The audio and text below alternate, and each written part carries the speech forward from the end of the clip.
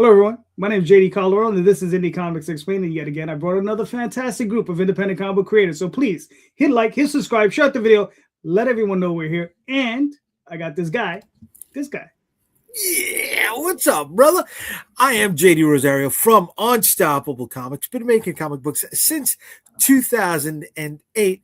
Been hanging out with this guy a little less time than that, but in that time, we have met a bunch of talented creators.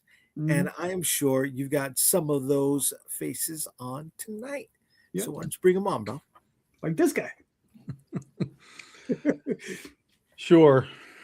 Ditto. Right. Ditto. Come on, you don't like the intro, baby? Come on. It's all you never know what you're gonna get with the JD Rosario introduction. But the one thing you're gonna get is Calderon is gonna move as quickly as he can. Rosario is gonna take his own sweet time. So somewhere in the middle is me, Tom Hutchison, Big Dog Indy Comics. 16 years of making comics for me. And that's it. That's all you need to know. All right, cool. All right. On to the guests. What's up, Rob? Hey, how's it going? Tom just likes to pull the Patrick Swayze ditto. Yeah, I'm Rob Multari from Lone Wolf Comics. I'm the creator and writer of Nightwolf and Snowpaw. And yeah, I mean, I'm short and sweet and to the point. Very nice, very nice. No, that's Sabrina Carpenter, short and sweet.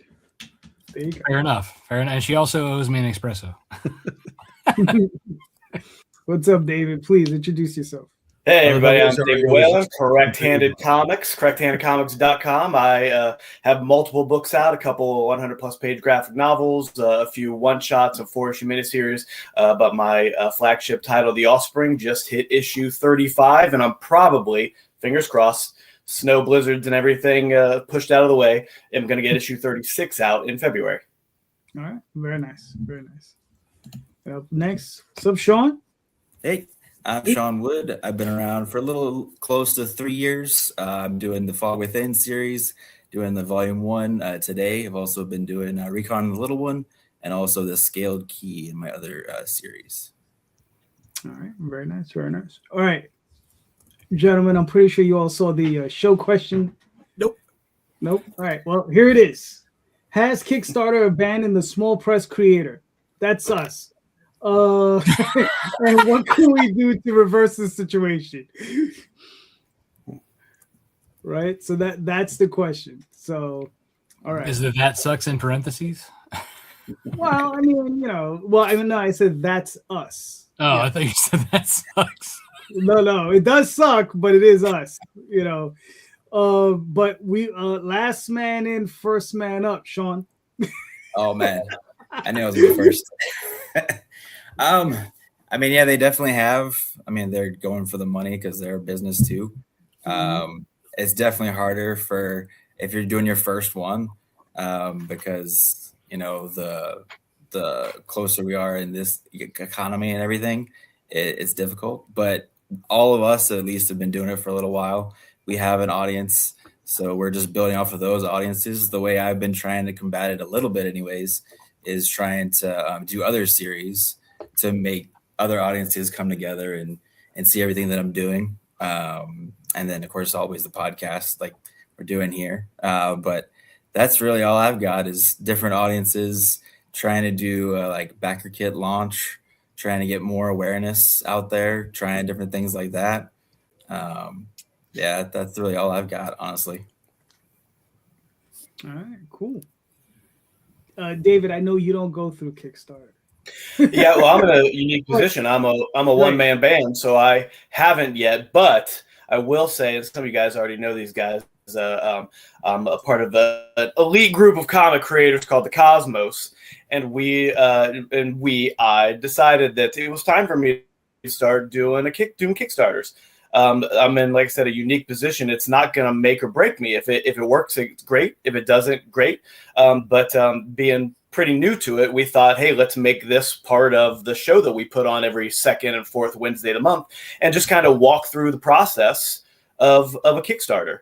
So that's what we've been doing on the Cosmos. So I'll tell you in about probably 3 or 4 months. We'll probably get it up next month and get the month of it being up, and then I'll let you know how successful it was, the pros and the cons, the yeses and the nos.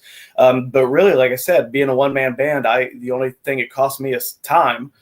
So anything that happens on Kickstarter is really just a positive, because more eyes on the book. Right, just like Sam was saying, that the whole point is to get as many eyes on your book as possible.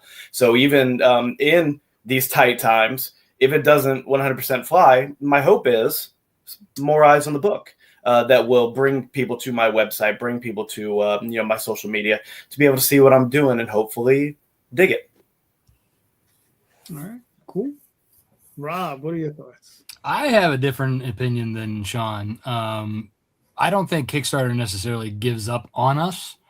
I feel like Kickstarter doesn't really matter as far as what they do for us, because Kickstarter is the venue. If you don't invite the guests to the party, they're not coming. And I learned that the hard way. My first campaign, back in 2016, I didn't have an audience and I didn't fund. Then I started doing it on my own, built up an audience, going to Comic-Cons, came back with issue 3. And, my audience is what got me there, not Kickstarter. Kickstarter, again, is just the avenue. You got to, fill it. All right. Fair enough. Tom, what are your thoughts? Yeah, I don't want to be on shows with Rob anymore, because my hot takes aren't as hot when he gives the exact same take that I have. So, I mean, no, but in all seriousness, I have one question before I can even really answer, because this is a new question for me. Has there been some sort of communal thought process that Kickstarter has abandoned small press people that I have missed somewhere? Probably.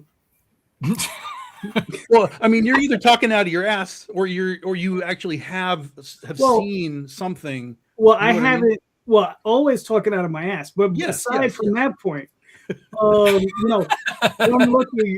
looking at what I've been seeing, for the last few years, that they're primarily focused on the higher end, campaigns. When we're talking about, the guys doing Transformers and G.I. Joe and all that stuff. And to Rob's point, obviously they're business like everybody, like their business, they have their own business to push forward. Then you have the middle grade guys like Bad Bug, Pat Shan, those guys, right, where they're somewhere in the middle, and they seem to get somewhat of a push. Okay, stop. Stop. I know where you're at right now. Okay, right. Here comes the real hot take. Go ahead. Kickstarter doesn't owe you anything. Right. That's the reality. Kickstarter owes you zero, other than a functional website, right? Mm-hmm.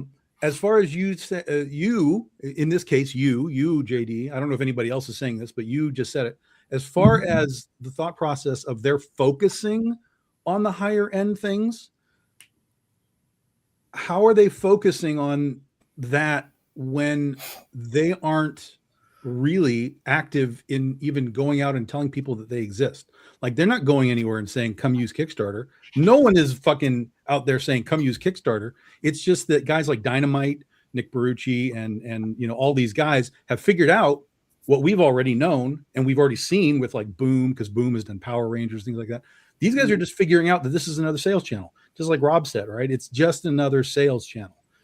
Yes, when it first came in, it was crowdfunding. It was for the guys that need the money to make the thing. Yes, it still is that, but it is also now a gigantic sales channel, pre-order system that has been used by Top Cow and Todd McFarlane, and like it's like it just doesn't matter who's there. And to me, if McFarlane and Boom and Dynamite and Transformers want to be on this platform, that brings more eyes to the platform itself.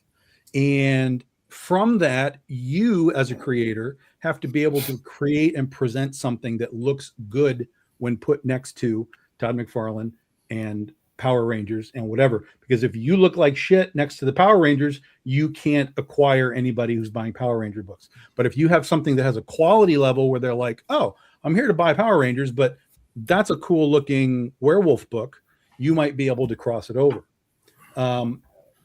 And all of those brands are basically, you have to look at them sort of like Brian Pulido, right? Brian Pulido is a 25, 30-year-old guy using the same IP that's existed for a long time, and that's why he's able to get up to where he's at. That's part of the reason. But what he's done is he's cultivated a following and an audience, and he's told them where to go. And when he goes there, they go there, and he makes money and he moves on to the next thing.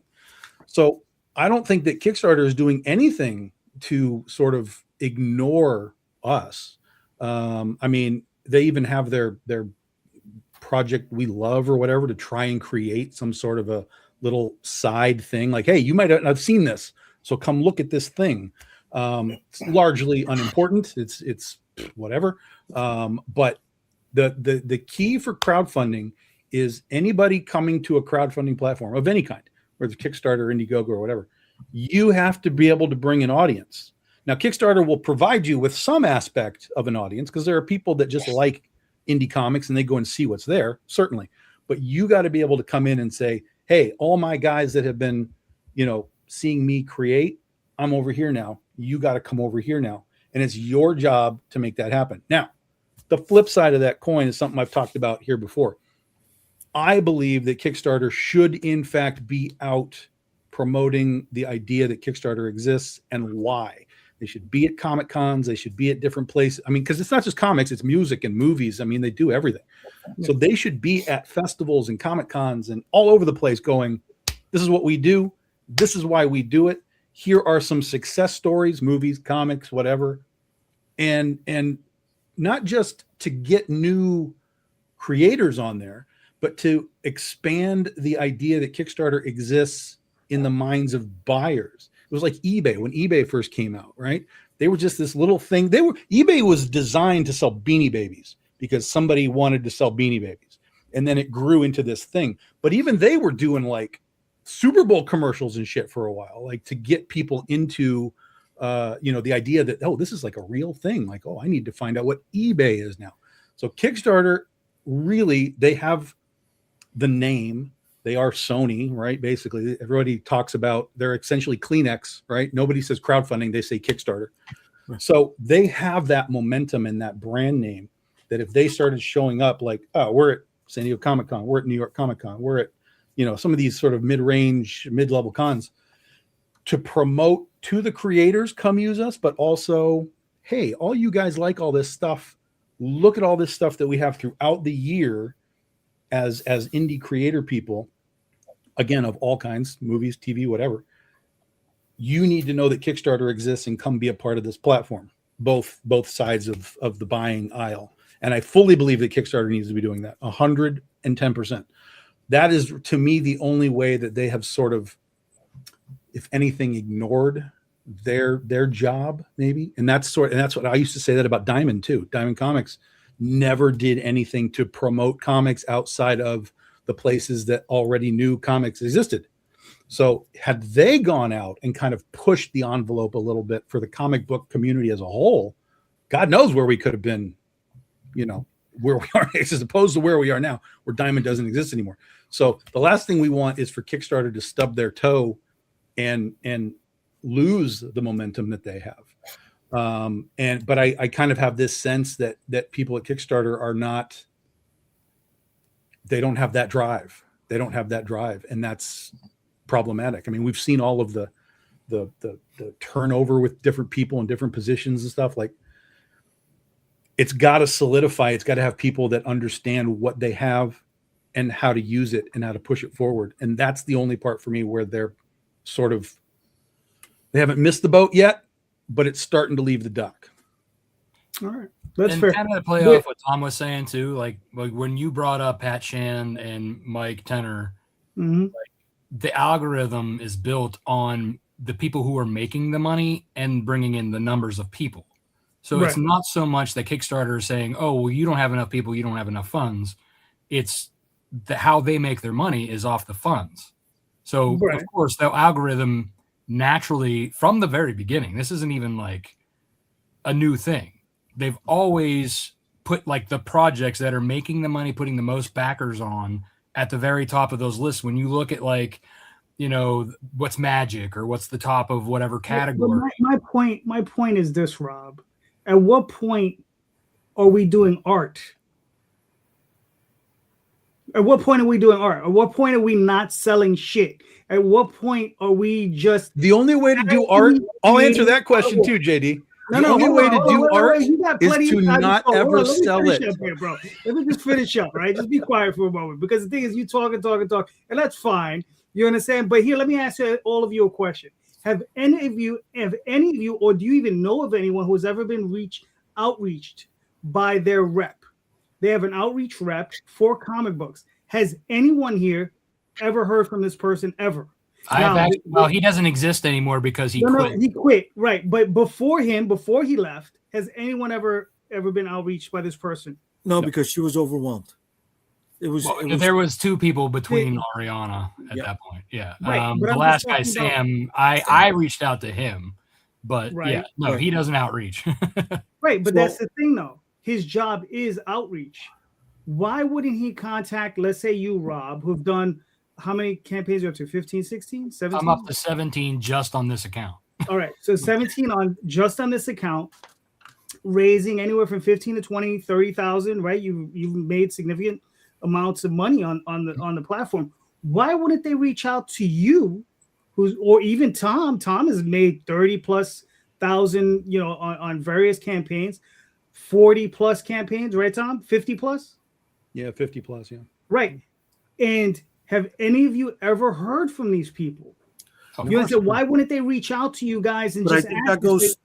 That goes to what Tom was saying, right? That was their job, right? And the last guy, the last guy who had it, he was just keeping the boat afloat, right? He wasn't. He didn't bring anything new about. He was posting on Kickstarter reads, slapping the Project We Love logos on some of that stuff. But yeah, he wasn't reaching out to us. The only time I ever saw Oriana was when she was doing panels at New York Comic Con, right? I never got to speak to her digitally. She never came to the booth. But yeah, right. To Tom's point, they should have. So is it that they're abandoning it, or is it that they don't know how to actually incorporate it, right? The number one money-making thing on Kickstarter is the video game stuff, right? Not the video game stuff, the board game stuff, right? Not the tech stuff. Comic book is number 2. So are they doing that for those guys? Well, when it comes to Tom saying, somebody's going to eat their lunch, yeah, when you're in the top of the pack, you don't really fucking care because you're making the money. And the problems don't show up until you stop making the money or somebody else is taking your lunch. I just want to bring about New York City for a second and the Taxi and Limousine Commission over here, right? They were the top of the fucking heap. To get a medallion to operate a taxi in New York City, you were looking at 7 figures, all right? And then here comes Uber. Oh, no, you can't do that stuff, right? But Uber had went to them approximately 1.5 to 2 years before they did this to try to involve the New York City Taxi and Limousine Commission, right? And they shit the fucking bed and they were eating their lunch and they took money out of their pockets, right? To the point where that medallion that they had to pay almost 7 figures for became ungats, nothing, right? Worthless. Because all you needed was an Uber account. You pick somebody else up outside of the city. You could drop them off in Manhattan. No problem. The New York City taxi guys, they don't want to leave New York City. So, Jay, you're going. No. Look, I know the metaphor. I get it. But you're like, listen, you gave Tom his time. Give me this fucking thing. I didn't talk about taxis. Exactly. At least he's talking about the business we're talking about. Come on. But that's important. You use that as a parallel to what's happening with us, right? And like I said a moment before, I went to the taxi situation, right? When they're at the top of the heap and they're making the money, they don't really care about the stuff, the scraps, or anything that's going on. If they really did, they would have generated a website like KickTrack, right, to follow their stuff. It didn't have to become third-party supported. They didn't have to let BackerKit into their folds, but they did. And then once they saw all the money that BackerKit started to generate, they were like, oh, no, hold up. Look at the new things that we're rolling out in our platform that you can utilize, right? It wasn't until Indiegogo was throwing the images with the reward tiers that they wait 6 months, 7 months down the road to start doing that over here. Probably more like a year and a half. But go ahead. Okay. All right.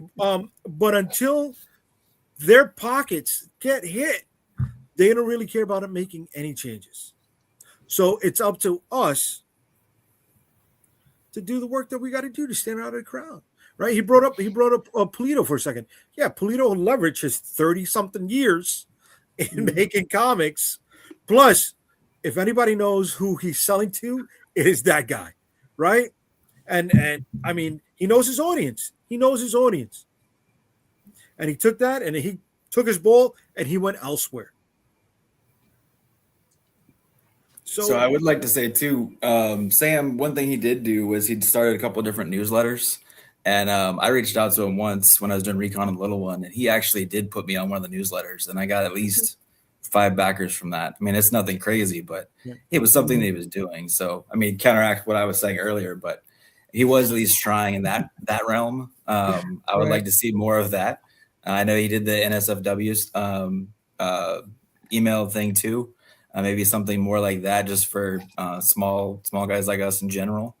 But I was on one of those lists though.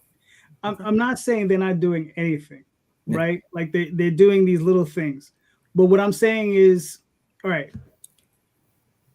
my thing is at what point, right? Like we know we got the top line guys, right? We know they're bringing in their audiences because they're boom, the IDW, all that jazz.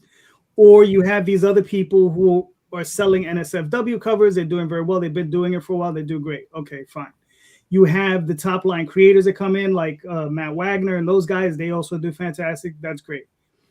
But when is it that the guys who, you know, what is the average? $1,000 to $3,000 is usually the average Kickstarter campaign in comics.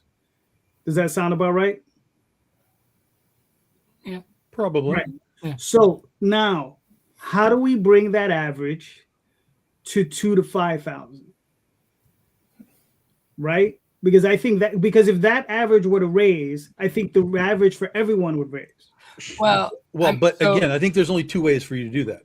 Mhm. One is the creators themselves have to level themselves up, bring their audience, level up their product, all that kind of stuff. That's just, you know, make a better product, you get more people. The other side is Kickstarter, like I said, actually reaching out to the general populace and expanding their platform visibility, whether they're attacking film festivals to get film people in or whatever it is. The more people you can get on your platform, the more they would look, oh, what else is on here? Click on this, click on that, click on that. And then that could just spread out and sort of create a trickle down effect. Yeah, I mean, there's people out there who still don't know who Kickstarter is. I mean, or how to even use it. You know, that's what their outreach could potentially help. Whereas, like for us, for example, like I was just looking at my, you know, that pie chart that they give you at the top of your dashboard. Yes, they've only helped me out 59% of my funding. I've brought in the 41% of my and that's pretty much average. Like sometimes I even get it's 50-50. So like, you know, the first couple days, obviously it's the algorithm. It's like you got a new thing, you got all these backers coming in, but that's because a lot of it too is me doing that pre-launch.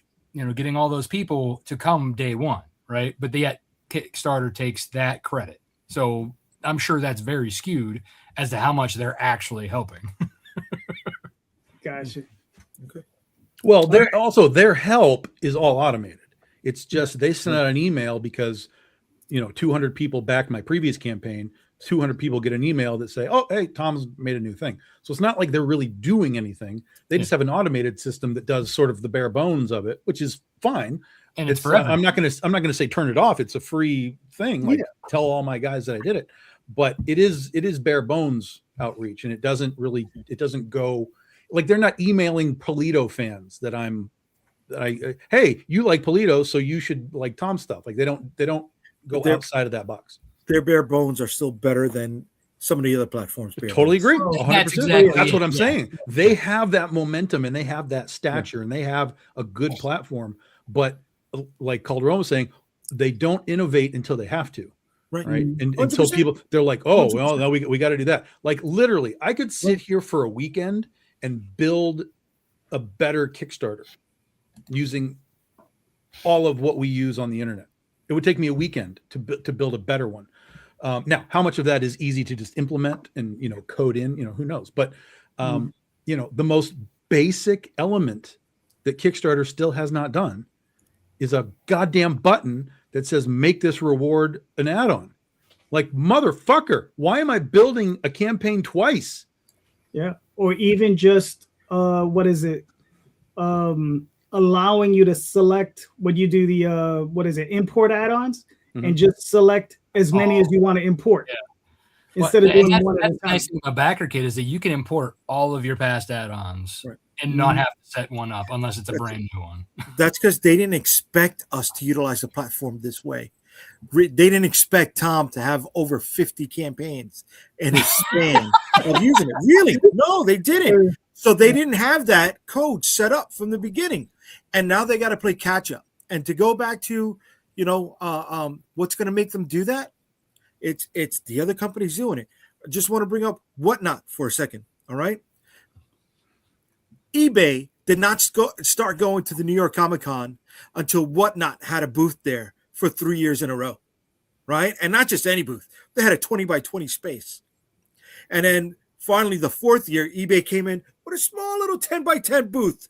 And then this year they're expanding. So until they see they're losing money or somebody else is eating their lunch, they're not going to make those moves, bro. Yeah. BMD Nerd, I think this is a good one. Genuine question. Isn't the goal to move away from Kickstarter and other crowdfunding sites? No. Not anymore. I mean, maybe back in the day, but now, no. Yeah. Again, you got to understand that crowdfunding was originally crowdfunding to help make projects, but it is now a legitimate pre-order sales system that is integrated heavily into the entire comic book community and will continue to be so, whether it's Kickstarter or somebody else. It will continue. Crowdfunding, the idea, will continue to be a thing. Even Polito, who left Kickstarter, just built his own crowdfunding platform. So he's still using the idea of it to do it just on his own. So but he has enough of an audience to be able to sustain that site. A lot of people in our level don't have that. If I were to be like, here's the Big Dog Inc. crowdfunding platform, no chance. Like, you know, it wouldn't do it. And you also have to remember, again, when you're on Kickstarter, you are getting eyeballs that would not see you otherwise. That's just a simple marketing element of Kickstarter. And that's why it's one of the better platforms out there, because most of the other platforms have very little, like, just general patron usage. Like, let's go to Indiegogo and see what's there. Like, that doesn't really happen. So with Kickstarter, though, there's so much going on and there's so many creators and stuff. And the comic book people that buy these indie books have started to be trained. Like, this is where a lot of this stuff starts. And so they're just people ask, are you going to have a Kickstarter? Right. Yeah. And they're just like, hey, I'm ready for this. Show me what's here.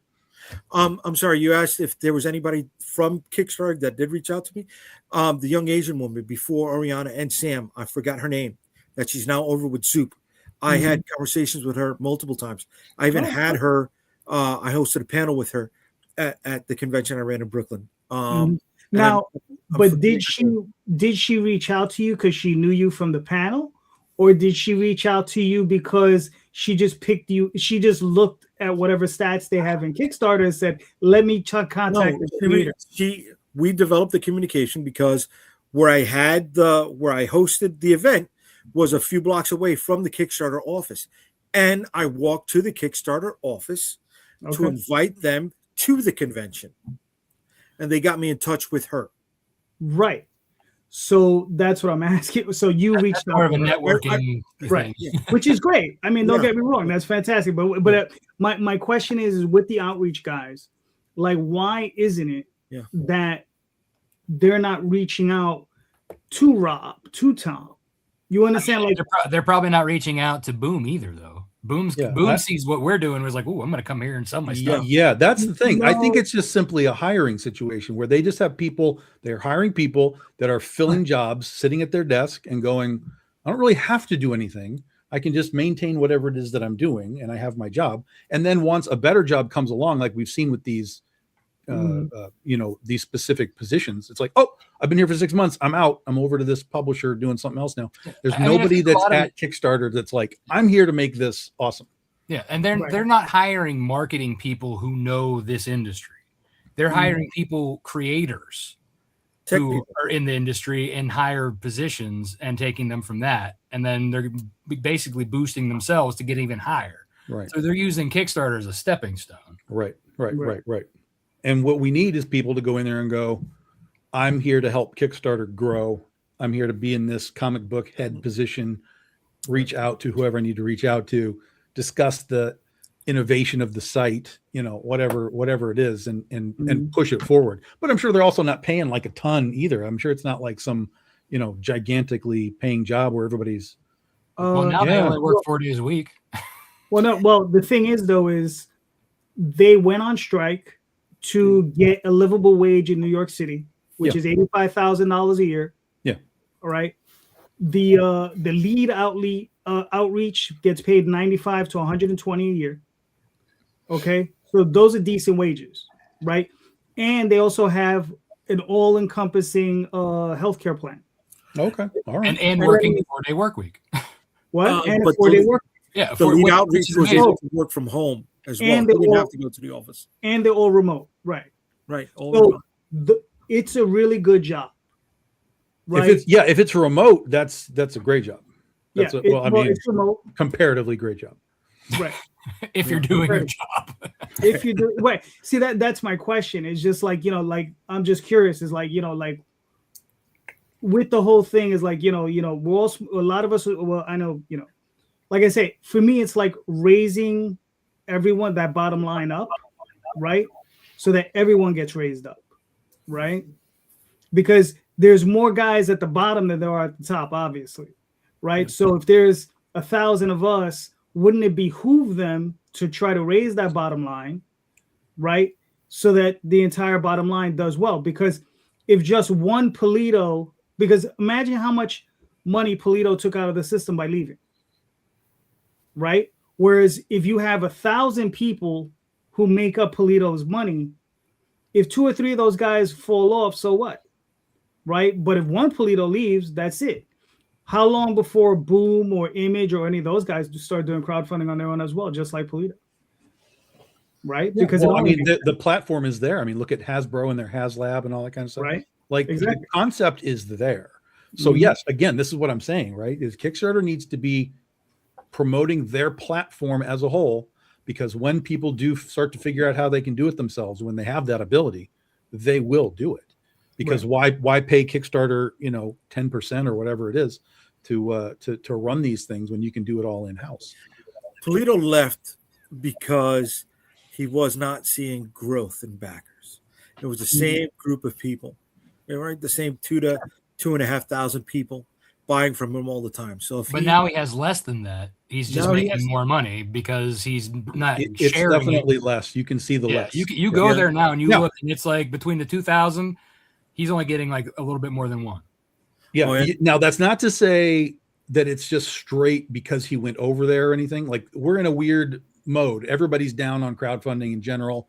Yeah. The economy is crazy. The world is crazy. So it's not to say that he left and it's like a failure, but you can see his, where he was from a backer standpoint on crowdfunding or Kickstarter to where he is now. And it's down for whatever reason, but it is down. So, the thing is about crowdfunding on a platform is that you are opening your place to more eyeballs than you can just get on your own.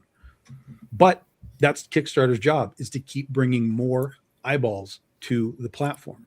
And that's the part that, again, like I said, I think that's the part that they're missing, that they're really not vibing on the idea that they have the ability to absolutely unlock and throw the door open for creators and for new buyers to come in. That's true. But listen, real quick though, one person who is not down is this guy here, Rob Multari. So Rob, do you want to play this video?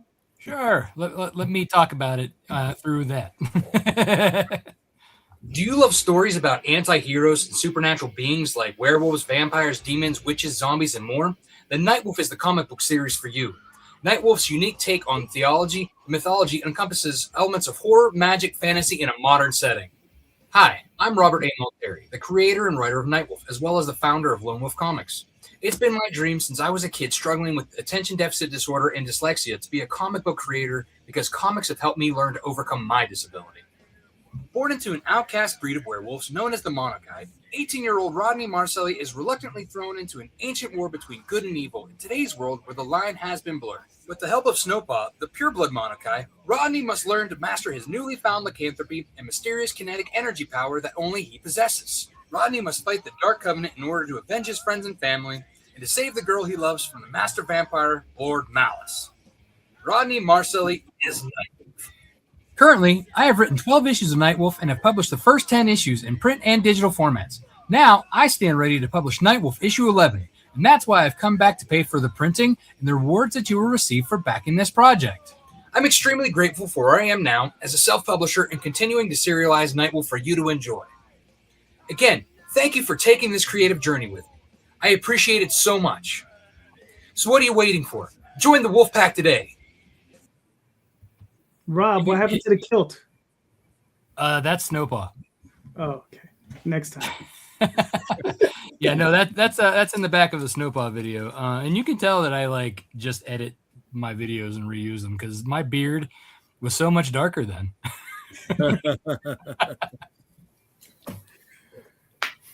All right, so Rob, what is this? What do we got? Yeah, so this is for issue 11 of 12. So we're getting to the end of this story arc.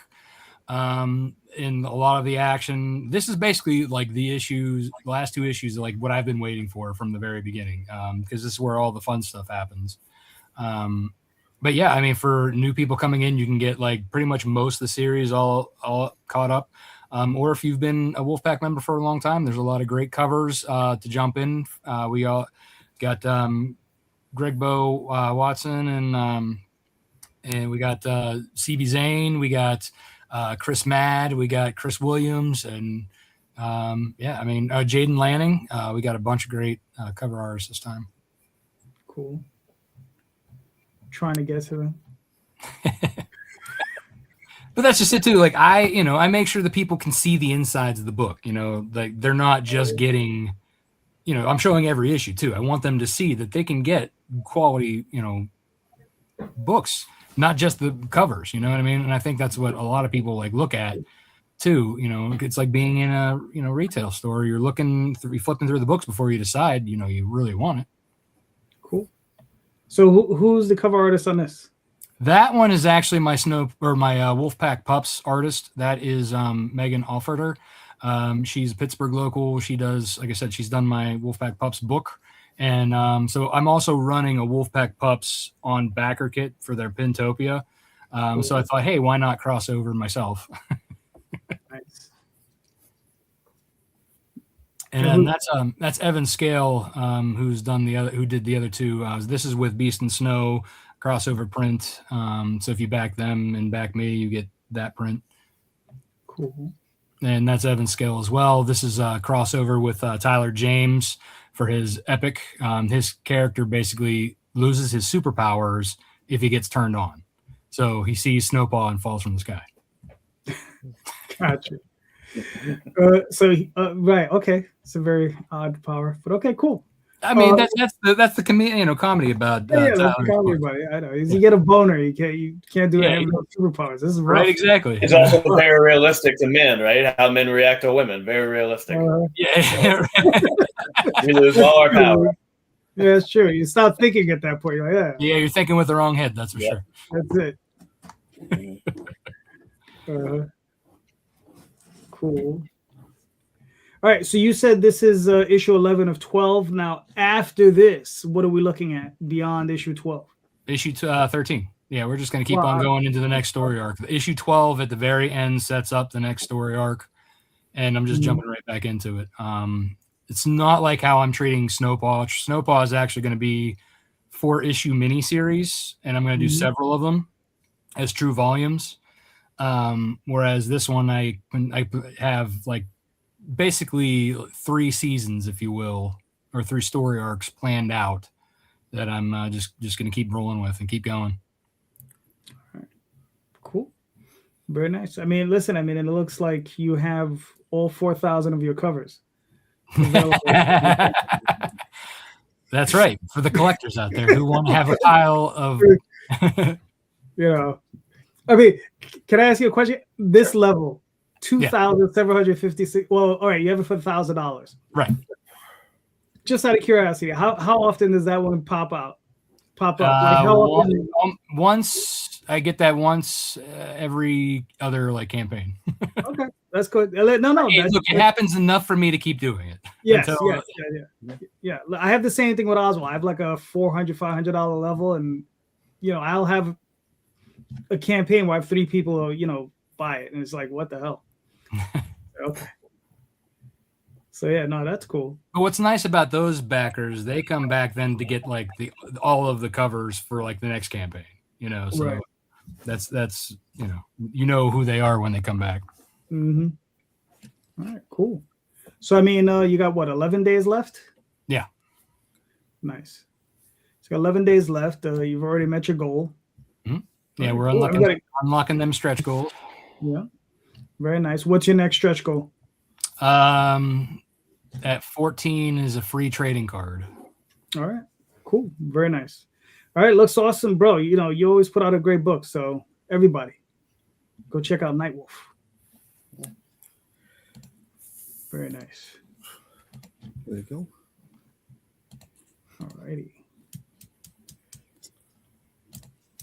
All right. David. Hey. Correct Handy Comics. What are we looking at? What do we got? Yeah, so I'm assuming you're going to my website.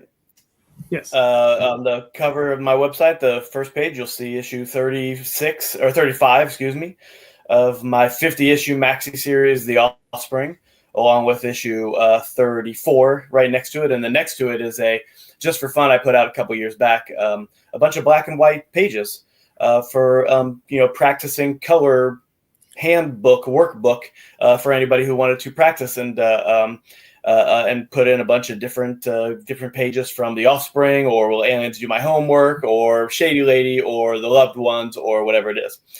If you scroll down, so there's issue 35 right there, right in the middle of this 3-issue story arc called We Built This City, where the 4 main characters are plunged into this alternate universe where parents are forced to spend time with their kids to the point where they're not eating, they're not sleeping, they're just playing with their kids and doing whatever their kids want them to do. So I continue that theme of kids and how we deal with not only being kids, but raising kids, and how the right and the wrong, the goods and the bads, the pros and the cons of that situation, and how these 4 main characters handle being on some level on the wrong side of what's happening in this parallel universe. This is after my huge, it was a 9-issue story arc that was to have the kids traveling back. As kids, they're in their 20s. The main characters traveling further back into time, being chased by the Eternity Man, who was trying to absorb as much raw power as he possibly could through time travel to be able to take over the world himself. There's a whole big thing that happened where he didn't succeed, but it wasn't because of the 4 main characters. It was because he was kind of stabbed in the back. But if you scroll down there a little bit, and then I'm working on 36 and 37, and that'll actually be the end of season 3. So you'll see I have 2 omnibuy there on the right-hand side, collecting seasons 1 and season 2. And it'll also be volume 9. So 34, 35, 36, 37, 38 will be collected into volume 9. So that's all the way up to issue 30 for 8 volumes of The Offspring. And I'm not going to stop until I'm done to 50. 7 years ago when I started, I kept hearing, don't try 50 issues. You're an idiot for trying 50 issues. Don't do it. You won't make it. It's too hard. It's this or that. But now, 7 years into it, I'm at issue going on 36.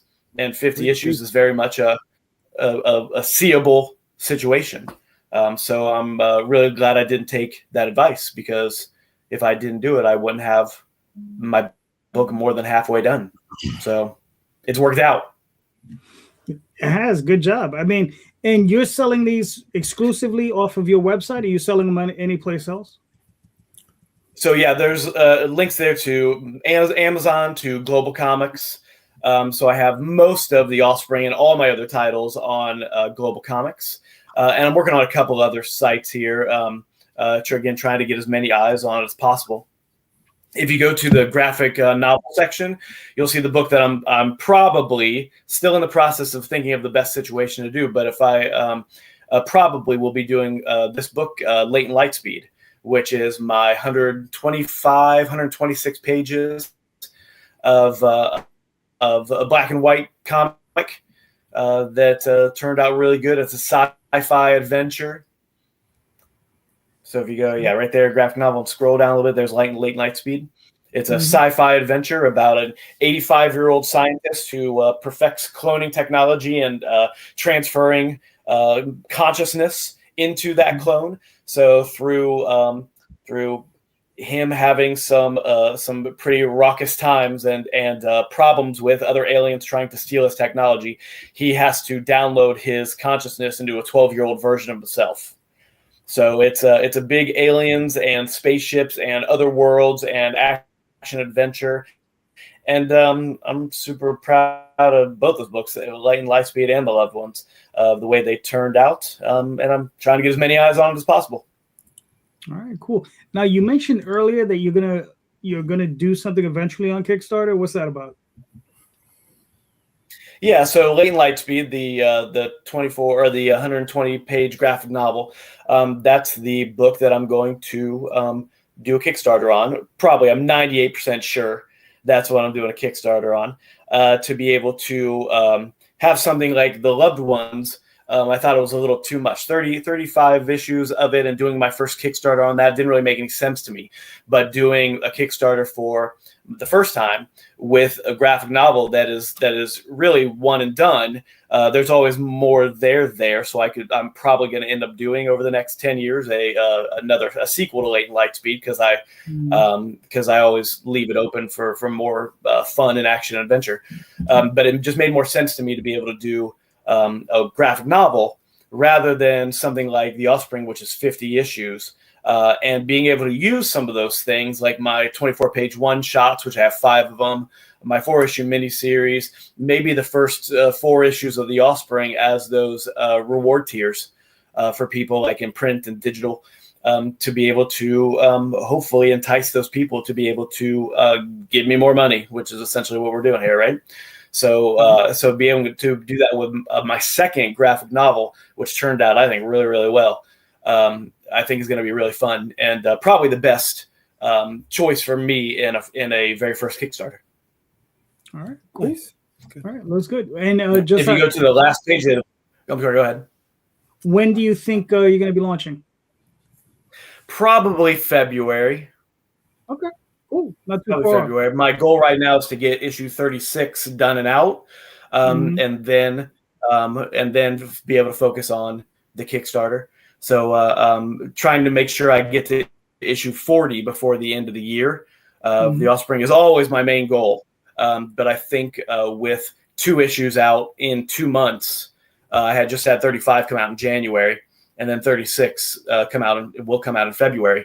Then I think that gives me a pretty good leap forward, head start to be able to make sure I still meet my overall goal of getting the books out, but also being able to pay attention to the Kickstarter. All right, cool. Very nice. That's the plan anyway. Does it sound like a good plan from the expert panel here? I would say you're doing pretty good. You know, Cheers. Go. Yeah. It's always listen, you're gonna be starting out, so it's always gonna be a little rough, but that's okay. Yeah. You know.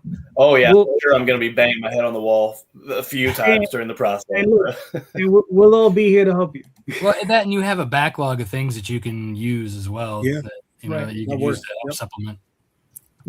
That's true. And yeah, so my goal has always been content, just getting it out, just focusing on getting cool stories out and cool characters and things like that. But now with so many, I've got over, 35, 40, counting 200 plus page graphic novels, that'd be like 45 to 50 books. So I'm like, okay, I'm good on content. Now let me try to take it to the next level. Yeah. All right, cool. Sean. Yep. You're taking it to the next level with your first trade. So yeah, man. So talk to us. What is this about? So this was my first real goal when I started. This was my first issue that I ever created in comics, was The Fog Within. It's basically a Mad Max-like universe with powers. It's also kind of like G.I. Joe meets X-Men with a time-traveling fog, is what my elevator pitch normally is. Basically, a hunter in the present is in this town. There's a cataclysmic event that happens. A couple of days later, he's on a run, has a stressful conversation with his new wife, and all of a sudden he runs into some fog, ends up 26 years in the future, and he doesn't know how he got there. And the story goes from there. That's the first page, is the fog. He's falling out right there on that page, and trying to figure out what's going on and what's changed. And basically, from this cataclysmic event, the time that he's missed, there's an infection from the event, and this group takes over the town. The government gives up on this town because of the infection. They don't know what to do with it, so they put walls up. These guys take over, and now there's rebels in place, and there's this it's fog that they know about that's going to come through at some point. They're waiting for him, and then he's supposed to lead them. He's trying to figure out how to lead, since he's just getting there. And these 4 issues, he's coming into his powers. He realized he is the fog, and how does that work? And the 4th issue, he kind of goes a little crazy and tries to go on his own without the rebellion, and see if he can get out of the situation he puts himself in. All right, cool. Now, I've heard you talk about this in the past, where you said you're part of a class with Scott Snyder. Yep. Yeah. Scott Snyder's Substack. He started that a couple of years ago. When I first started, I had no idea how to even start writing. I've always read comics in the past, but I started his class. I actually did the tier where you meet with him once a month. I did that for the first year, and I saw him at a couple cons, and we talked about it. Everything was pretty cool. And I'm still in his class, but I'm not doing that tier anymore. And since I thought this would be the only thing that I was going to do writing wise, but now I've got the bug, and now I have 3 different series, and I'm continuing on. I already have the 2nd issue of Recon that's coming out. It's entirely complete. It'll be coming out in March after this one's done. And I already started art on number 5 of The Fog Within as well, because this will be a 12-issue mini-series. So this is the first arc, and then there'll be 2 other arcs of 4 issues. And this volume is 96 pages of story. And of course, I have all of the fun stuff in the back, the variant covers, the concepts, some pencils and inks, that kind of thing. All right, cool.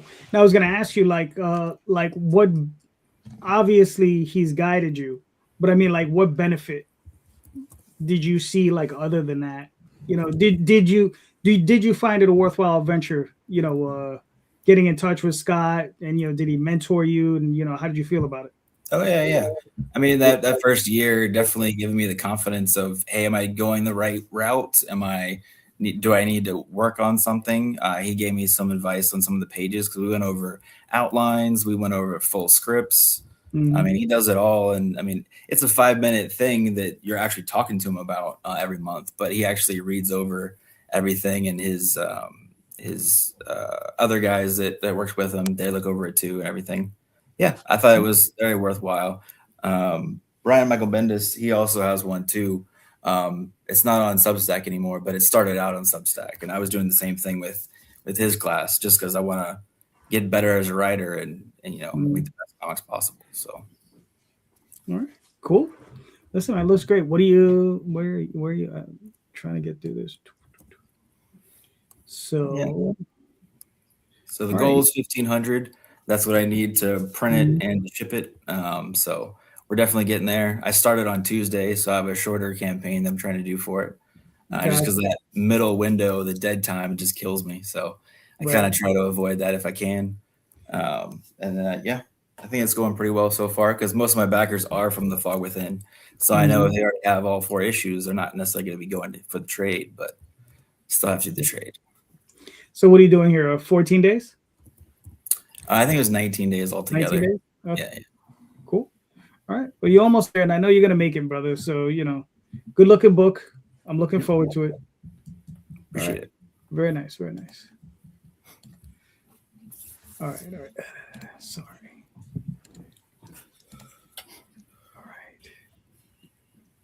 Cool. Nice. Tom, what are we looking at? And that's a very rare Big Dog Inc. Sign-up page. We basically never have. So you should really pay attention to this one, because if it's here 3 days early, like something's going on. This is our 15-year anniversary for The Legend of Oz: The Wicked West. So we're doing an all-new story arc. 20 pages, 40 pages, 40 pages. We'll complete the arc, 100 pages total.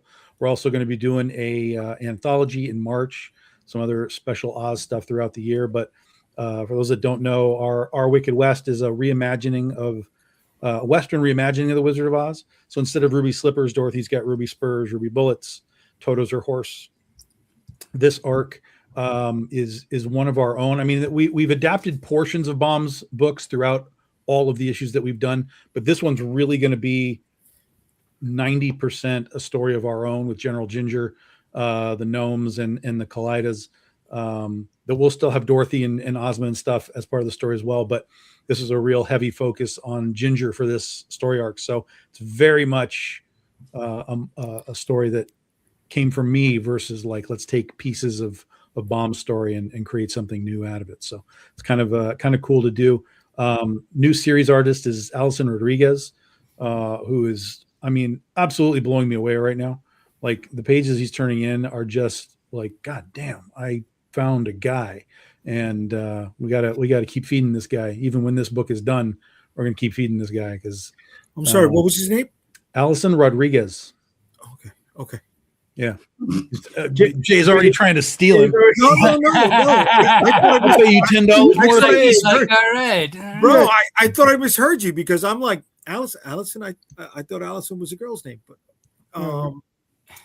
you know, I'm not knocking the artist. The first artist of the book's name was Allison Borges. So we've come full circle. Oh, look at that. That's, dude, you got to play up on that, man. Yeah. You got to play up on that. So yeah, so he's doing unbelievable work. It really, honestly, I was talking to somebody the other day about this business and how hard it is, and how, to be perfectly honest, artists get flaky, and it's so hard to find somebody that is going to both do good work, but then also like be enthusiastic about the project. Like so many are just like, they're just there for that payday. Okay, I'm paid, I'm out. Let me go somewhere else. But when you find somebody who's like really getting into the meat of it and is really understanding the script and the storytelling, and when you can give them edits and they're like, oh yeah, that's really great. Like the enthusiasm of an artist is everything.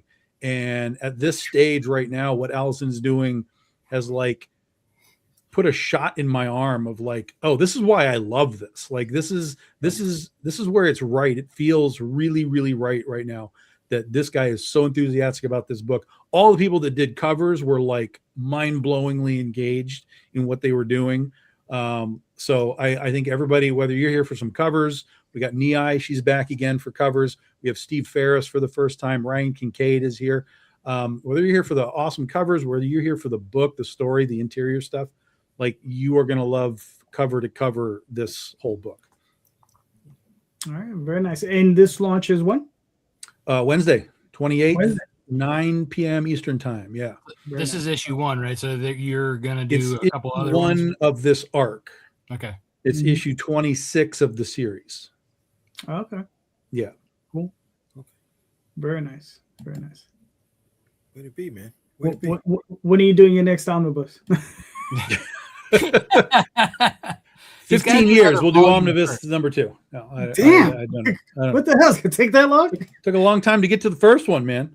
Yeah, man. Like, this is how I like to buy things, and I'm the buy.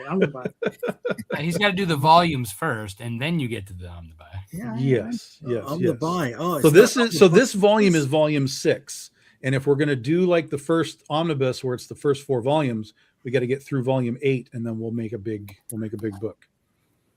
All right. Cool. So this will be this is volume this will be doing volume 7. We've already done volume 6. This is volume 7. So you got to get through volume 7 and one more, and then we'll have another book. All right, cool. Very nice, very nice. Now we got this guy. Yo, what's up? So we got the Dead Princess Vicky Styx. This is our reinterpretation of the Frankenstein's monster story, but set in New York City with a female lead, and she is the last prayer for those creatures that go bump in the night. Think of her as an anti-Ghostbuster, looking out for the the vampires, werewolves, and all other sorts of creatures that howl at the moon.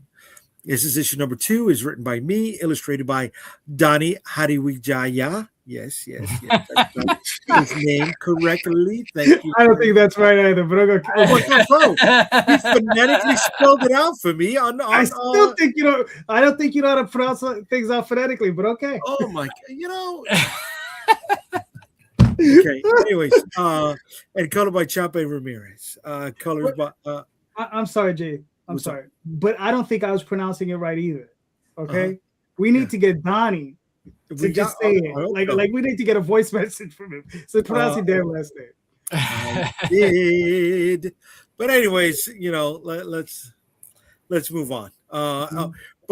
So those are some of the preview pages, and then we have our returning backer reward. So if you have backed any other project from Unstoppable Comics, doesn't matter which one it is, you automatically get this holochrome trading card added to your reward at no extra charge. If you are not a returning backer and you still want the card, you can get it for $5. There's also going to be a early bird special for the first 48 hours. That is a holochrome trading card. That's my way of saying thank you for those who have been supporting us and keep coming back. I don't have frequent flyer miles. I don't have that little ticket that you punch 7 times to get your free coffee or your free ice cream. I got trading cards. A lot of people like trading cards. They're pretty, inexpensive to produce. People like them. It's not like stickers that they're just going to toss away, and it doesn't add much to the shipping charge. So I like cards. I can't help it.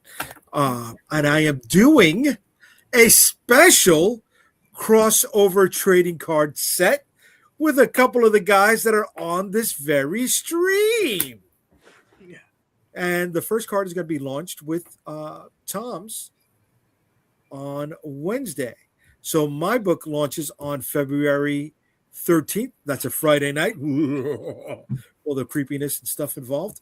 In between that is Calderon. I don't know when Rob is going to be launching his. That's part of the card set. But we also have Marvin Nguyen, who is taking part of this as well. I think mine's a spring and a fall launch. Spring and a fall. Okay, so we're rocking and rolling with this, guys. And we're just trying to do something extra to bring eyes on all of our campaigns and have some fun with it for our backers as well. I mean, that's how I'm going into this. I don't know about you guys. Do you got the cards, Calderon? What do you mean? I mean, do you got the images of the cards? Some of them. Why would I have that? No, because we put them up on Friday. Maybe you could just, present them now, since 4 of the 5 guys are part of this stream, so we can share this with people. It's a very nice group setting to do that. I know you have your card at least. No, I don't actually. I don't have any of this prepped. Thank you, guys. You don't have it prepped? Okay, no, I don't have any of this stuff prepped. Let me send it to you. Oh, JD, in your lack of preparation. Listen, Look, you get a day off tomorrow. I know, I do. Hold on, because I don't want. All right, I can put up my card. Hold on. Hold on.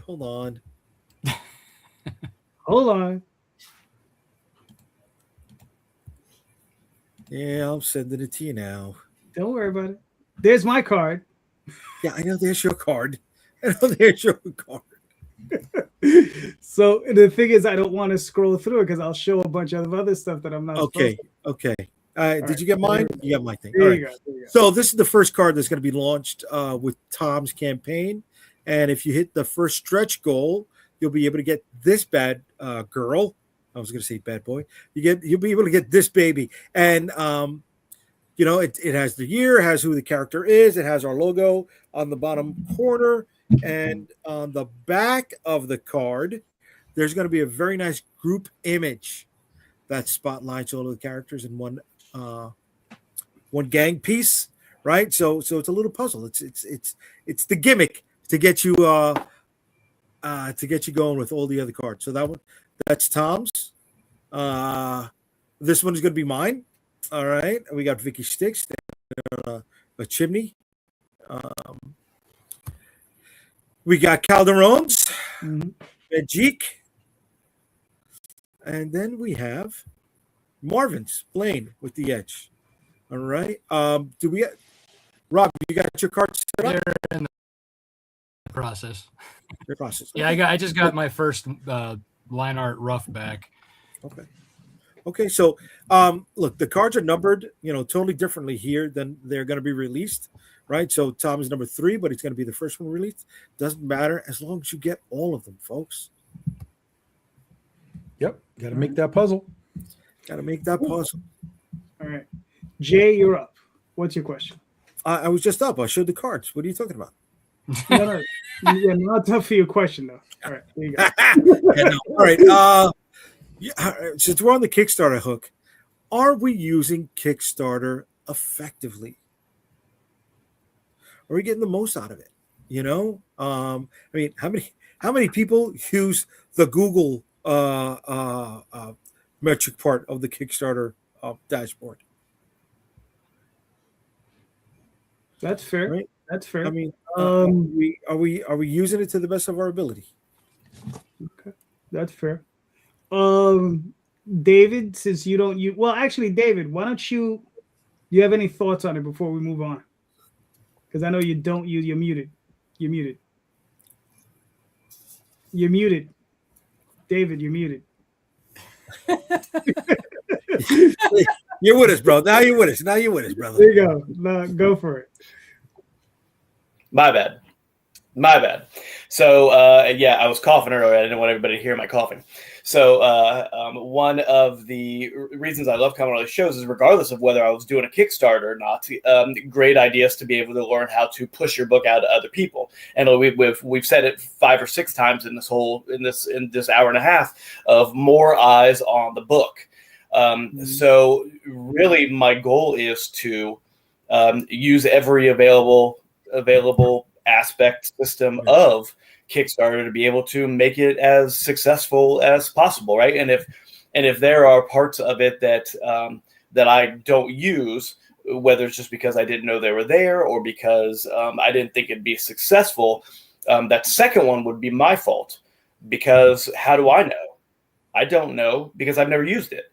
So to skip those kind of avenues, as someone who is just starting off, or anybody who's been using it for a million years, to me would seem foolish, because even if 2 more people see it because of whatever aspect of your, that people aren't utilizing enough, is a wasting that opportunity. So again, it's always about the opportunities to be able to get eyes on the book. And I think that hearing you guys talk is already giving me idea after idea after idea after to make sure that I'm setting myself up to succeed with my first one. So I'm on receive mode, not send mode right now. Cool. Good. Rob? Yeah. So I mean, the Google question specifically, yes, I do use the Google Analytics tag in there. I also use the Facebook pixel, and I don't run Google ads because that is obviously way more complicated. Right. But when people are searching, it's still kind of pulling that information into the dashboard, as well as it's my Google, analytics from my website. So it's people who visit my site, visit the Kickstarter, they're feeding back and forth, right? Good. And I'm able to track that information. So, and I like being able to see the data. The Facebook pixel, I think, is a better part because you're getting especially in my case, I'm better at running on Facebook than the other social media platforms, and I have a lot more people following me from there. So people are going back and forth from my page, back and forth, feeding that information, which has been helping with and I do paid advertisement through Facebook. So I've had 11 brand new people come in and spend over $1,000 just by a Facebook ad. That's only cost me like $300. Okay. So I mean, I'm taking advantage as much as I can. Like I'm beating that pavement. You see me posting constantly, right? I'm trying to get those people in the door. As far as like the platform itself, I mean, really, it only gives you so much tools that you can use during a campaign. Whereas like you got to kind of be more creative how to use those tools and bring people in. At least that's my 2 bits. That's interesting. I mean, do you know of any other tools that would be more useful, like that could be incorporated into the site, or just stuff that we could use in general that would help us or help anyone? Who are you asking, me or JD for asking the question? I'm asking you because you're the one. Because you're just the way you framed it, like the way I see it, or the way I perceive your answer was that there are more things available that are not being. Well, I mean, yeah. So there's the referral tags, right? So if you create a bunch of those and you specifically place them, you can follow where your backers are coming from. That's an invaluable tool. I use that shit all the time, because then the ones that are doing really well, I'm hitting that, right? And like those crossover things that I do with the prints, I've done them with Tom, I've done them, with Daphne, JD. You and I still need to do one. It's you too, Jay. Like in Sean, whoever, like I'm always looking for people to do those prints, because they're a fun extra piece bonus for people who are there backing, getting eyes on both projects, right? And I do multiple, because then it kind of circulates through it's kind of comes through me to a hub to the others, right? But those referral tags, I like to be able to see, okay, who's it coming from, what's it doing, that's how I know that Facebook ad is doing so well, because I'm using a referral tag from Kickstarter into the Facebook ad, so I know that's exactly where it's coming from. There's no skewing. Same with my posts. I know if it's coming from my personal page, my group page, my business page, whether it's coming from Twitter, Instagram, my website. I know where these things are all coming from. So I think those are tools that, like, if you want to test if something's working or not, those are invaluable. Yep. And doing like certain things with like add-ons, like having limited edition things or limited time things, like giving people FOMO. That's a great tool that like you could be potentially using for like anything. Like if it's a cover, a mini figure, whatever, like, if you have something limited and time limited, people will want to grab on that before it runs out. They don't want to miss out. So take advantage of stuff like that, being creative, like, heck, I always do like a full moon print, around the night of the full moon. I always make sure that I'm live during that and give people a week to jump on that to be able to get that print. So the full moon is next Sunday, right? So starting tomorrow, that's when they have the opportunity. If they're already backing, they're already getting it. New people who haven't backed yet, they got a week to get it before that full moon. And then after that, they don't get it, stuff like that. That's not necessarily a Kickstarter thing, but it's, it's using the platform in a way, gamifying it, right? You keep another thing that people don't use a lot is the comments, right? The comments and the updates, the comments on the page. Gamify your updates. Put your covers up there. Say, hey, which cover do you like the best for this new issue? A, B, C, D, E, F, or G, or whatever you have, right? People will comment that, that helps kind of, in my mind. I'm not 100% sure that actually helps boosting the algorithm, but like people coming to your page and using it is something, that I feel whether it hits the algorithm or not, it's engagement, and that's what you want. Exactly. You want to keep bringing them back, because then while they're there, they're looking at that update. They're looking at what you have. Like, say if you had an add-on, like 2 of my stretch goals are add-ons, and as soon as they got added, I had people buying them. So you want to keep, people engaged. You want to keep them, you don't want to just set it and forget it and then hope that people come to your page. All right, cool. Sean, what are your thoughts? I mean, Rob's the expert on this one for sure. And Tom. So I definitely don't use all the tools. I mean, I try to. Some of it's over my head. I would say, even being almost 3 years into it. But I mean, the thing I focus on most is making sure that I have all the rewards, all the add-ons that I could possibly have on there in different ways to make sure I don't lose anybody because they wanted this one certain thing that wasn't there in a whatever certain way they wanted it.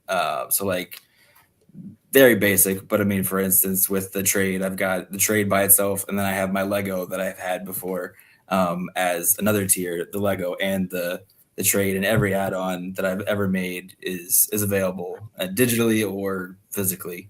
I mean, that's very basic, but that's like the biggest thing that I use, and just make sure I have every possible scenario that anybody wants. And then I still inevitably have something that's not on there that somebody wants. Like now I have the Lego by itself because one of my previous backers said I have everything, but I don't have the Lego. Can you just do that by itself and send me a Lego in the mail? So I, of course, add it. But that's the biggest thing that I've done, though. Yeah, because digital backers will buy those tchotchkes or those Legos, and I mean that's like, you know, a decent margin there if you price it right. Yeah. All right, cool. Tom, what are your thoughts? I don't do anything. To be perfectly honest, I don't do anything as far as any of that stuff. The numbers, the references, the Googles, the any of that stuff. I do on occasion, like, because Google, or not Google, but Kickstarter has like your analytics kind of built in that you can kind of look at what's going on. So I kind of browse through that every now and then just to kind of look at it. But pretty much it always looks the same to me. Like there's no changes. There's nothing in there that I'm like, oh, look at that. That was like a huge change. Like that never happens. So I barely even pay attention to that. Part of the reason is because of people like Rob. Again, this is not a hot take when Rob's here. But no, seriously, it's. I see people. This is not a Rob comment. This is just this is a general. I see a lot of people doing a lot, like they're doing a fucking lot, and then I watch their campaign, and the campaign's not doing a fucking lot.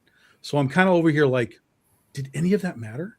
Like, did any of that extra matter? Right? And I'm not. This isn't to like tear people down at all. This is like I see your campaign. You did 5,000. Next time you did 5,000, the next time you did 5,000. Like, so is the extra worth the extra? Because when I see the extra, it's like a fucking ton of work. They're going on 80 podcasts and they're doing so much, but like nothing's really bumping, right? You know what I mean? So for me, I'm kind of like, if I'm watching all of this extra being done and it's not really having much of an effect, it tells me I don't need to be doing it. Now that may be a wrong assumption on my part. And if I did a little more, I might see a little more. But for me, I am one person, so all of that stuff is ROI. It's return on investment. Investment being energy, time, whatever. So I do a couple of podcasts every week, generally right here with these two guys. So everybody kind of knows who I am, knows where I am. If they want to get a hold of me, I'm pretty easy to get a hold of. Everybody that kind of is in my social media circle knows that I'm on Facebook. So most of my backers come from Facebook anyway. I'm not chasing Instagram. I'm not chasing TikTok. I'm not chasing any of that stuff. I am where I am. I do what I do. And I want people to find me rather than, again, ROI, just chasing fucking theoretical numbers and theoretical people. What I will say, though, one thing that we do, again, now the second part of this is what Rob brought up, which is the gamifying of it, right? That's a legitimate thing. That's a thing that's one of the reasons why Polito became so big so fast, is because even at the beginning of his campaigns, he was just giving shit away all the time. He was like, well, here's 10 metal things, and here's another 10 metal things. Here's another 10 metal things. And random people would get them. And then people would get them and be excited. They'd talk about it. They'd come back for the next campaign because they want to win a thing. So the winning of a thing, or the ability to buy a thing, that is the FOMO element, that can absolutely work. And we do that. Like we have day one or first 24-hour types of things that we do. We kind of do that all the time now. The hey, here's a new add-on in the middle of the campaign. We used to do that. But what I found was that while it worked, what I found was that the people that were buying those add-ons were people that had already bought stuff anyway. It wasn't like attracting a new crowd, right? And so I got it in my head that I was like, I just feel like I'm fleecing my customer at this point, because it's like, okay, this guy came in on day one. He spent $500 on like buying everything. And now, hey, by the way, here's 3 more add-ons. And he's going to come back and get them. Like, I know he's coming back to get them. But the whole point for me is I want that to be an attractive element to bring new people in.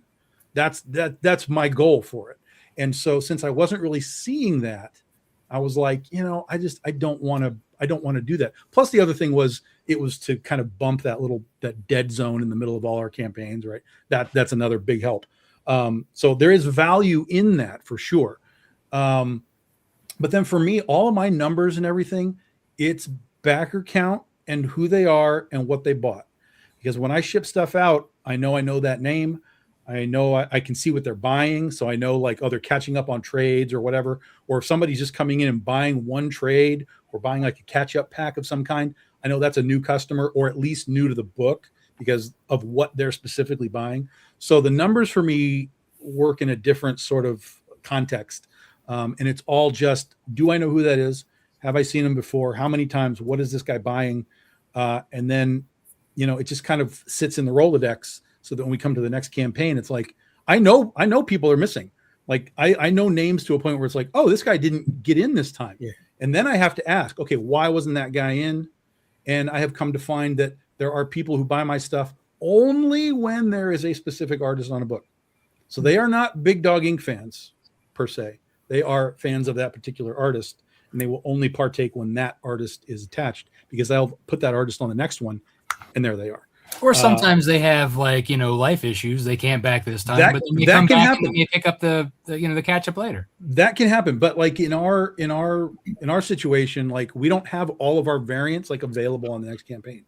So if they miss it, generally speaking, it's gone unless I've got a few extras that I put on the website or something, which again, I'll then see the name. Oh, there's that name. He got that book because he missed it on the campaign. So it's sort of a I'm an Excel person. I'm a list person. So when I see names and things that it attaches to, I can correlate the information myself and be like, that guy. Okay, I don't know who that is. Let me double check. Let me go back in backer kit. Nope, he's never been here before. He's buying this stuff. Like, okay, great. So I've picked up somebody somewhere. I think knowing where they're coming from probably has some value. But again, I don't know how I would attack that information. If all of a sudden someone who was like, oh yeah, we met you from TikTok. Like, well, I don't know how. There's like, there's 8 videos there. They're all 2 years old.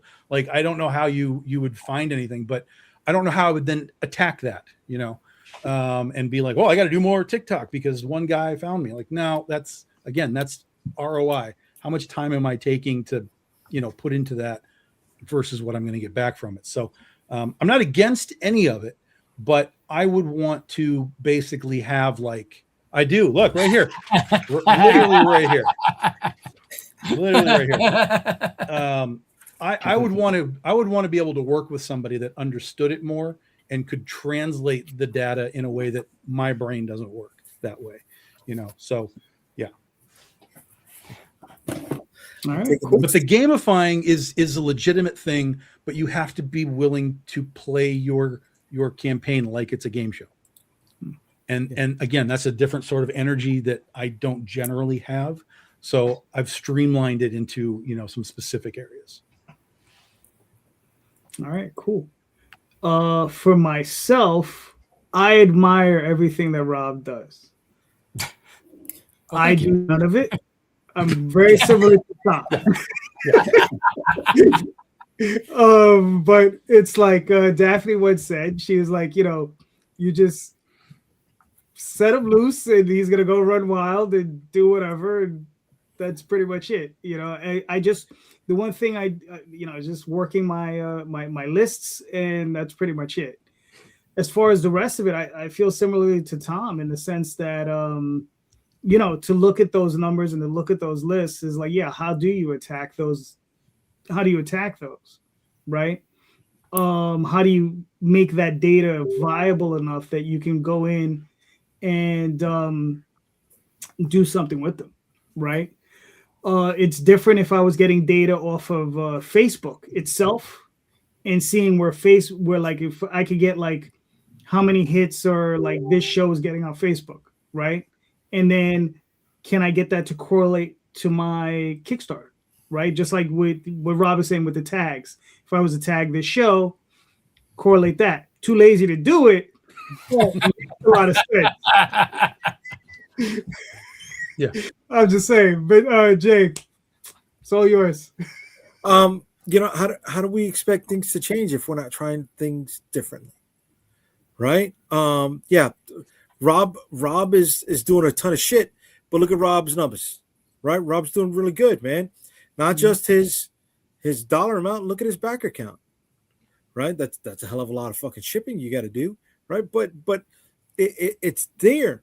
People don't do something as simple as using the code generator, right? The referral codes on a different podcast that they're on, or live stream. How do they know if they're getting backers from that particular live stream if they're not identifying them? It could cut down on how many podcasts and live streams you do. I mean, I've only done 2 this campaign. Okay. This one and one other one. Okay.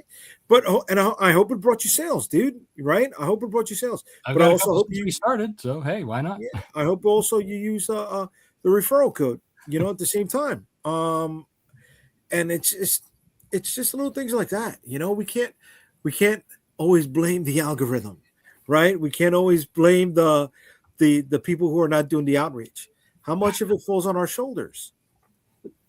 Right? No, I don't use Google Analytics. I don't use Facebook Pixel. Maybe I fucking have to. Maybe I have to. At least so I can eliminate, okay, it's not on me. Maybe it is the algorithm, right? But I won't know until I'm able to identify that. Yes, for some people, this is a hobby. Yes, for some people, this is a business, right? And some other people don't want to lose their shirt and keep their lights on, right? And make sure they got money to play in this world and have a bed to sleep in at the end of the night. And if you're going to keep doing that, you got to make sure you're doing everything you can within that scope to do that. And if not, then maybe spread out your campaigns a little bit, right? Maybe not do a campaign every week and a half. like some people do, because there's too much on your plate to do. It's just JD can do that because he doesn't market. He just prepares and runs, and then he prepares the next one. He's the epitome of George Foreman. Set it and forget it. You know what I mean, bro? The thing is, though, is I think you're being a little hyperbolic, right? Like when you say you don't have a bed to sleep, you have a bed to sleep. No matter what happens to your campaign, you're always gonna have a bed to sleep. Bro, there's some people that we're not talking about some people. What about you? Okay, no. I'm right. So I'm bringing that out there. I'm bringing it out there because I know that there's people that have spent, not the world, right, but have invested a lot of money into making a book and barely make $600. And here's the thing with that. If that's the case with you and it's requiring and you need that money to pay your rent, my advice to you is you have bigger issues than doing comics. You need to correct your life and then come back. Yes, but some people are going to be chasing the dream no matter what, dude. You can always chase the dream. Because you know what? For some people, this is a gambler's itch, bro. They're going to scratch, they're going to scratch because I'm going to get lucky sometime, And because they keep looking at like Robert Kirkman, who is like basically poor and then made it big. That's right. What they're trying to chase. But even then, he put in a lot of work. Well, right, exactly. That's just it. But he was putting in that work when he had nothing and living in someone's basement. Yes, right, and that's fine. But see, that's just that's choices though. That goes back to ROI. How much you want to put into it versus, what are you going to get back from it? And you have to have that balance somewhere. If you want to be Kevin Smith and max out your credit card for $50,000 and take a shot, go take your shot. That's your call. But you got to be all in if you're going to be doing that kind of stuff. Mm-hmm. Otherwise, you got to find the balance. Like, I'm going to do this on the weekend. I'm going to work my day job during the week, weekend. You gotta have that balance before you can sort of like really decide this is what you want to do like for a living. That because then everything changes once you reach that point. Right. And if it doesn't work out for you, you shouldn't be bitching about it because you took your shot. Right. You took your shot. Right. And that's it. Be a man, be an adult, take your shot, And don't say yeah, comic book broke and listen, Yes. the unfortunate part of this is that most comics in the history of comics have failed. Okay. As far as like creator-owned stuff, you can go to dollar bins and 50-cent bins across the country every single weekend and find the failures of people that have tried to do this. It's a graveyard out there. So don't think that you have lightning in a bottle, because you probably don't. Right. But that doesn't mean that you can't have a start and build a foundation and build up from that slowly. Just don't come in and think like, I got this. I'm the next image guy, because you're probably not. I mean, there's a phrase really I know. probably not. Talking about what Tom just said. There's a phrase that my grandpa said to me 50 years ago, and it's, if you do the thing and you fail, if you really want to do the thing, you'll continue to try to do the thing. But if you've done it 2, 3, 9, 20 times and you still fail, but you keep going back to do that thing, you're not starting from scratch. You're starting from knowledge. So every time, hopefully, you get back on that horse, you get closer and closer and closer to achieving whatever it is you want to do, because every single time you do it, you learn something new about how you messed up or what you need to do better or what you need to, whatever it is. So I think that really that idea of, I got a rejection letter from Image for my book that's going to be my, magnum opus, story. And then people just stop, or they think they're going to make, or they, start a small press and they want to do a big, like, Marvel, universe with 1,000 books in a year. And then they realize putting out one book is very, very difficult. Especially if you're trying to, like Tom was saying, reel in an artist, reel in a writer, reel in a whatever it is. But to know that if you want to do it, you'll keep doing it, and you'll continue to learn. And there will always be something you don't know. And just continuing to kind of fill in those gaps as you go. Yeah, that's the important part is it's not just doing it again. It's learning about what you did wrong, and then taking that knowledge and moving to the next step and trying to correct whatever that problem might be. Yeah, and that's exactly. And there's still no guarantees even in that, but at least again you're learning something, and in that journey you might end up just finding a completely different door than what you were aiming for, just because you've acquired knowledge of things. And it may be that you are not here to write or draw comic books, but maybe you're here to be an editor for other people because of the information that you've acquired, and maybe that's your skill set. So, just absorb everything as best you can. Yeah.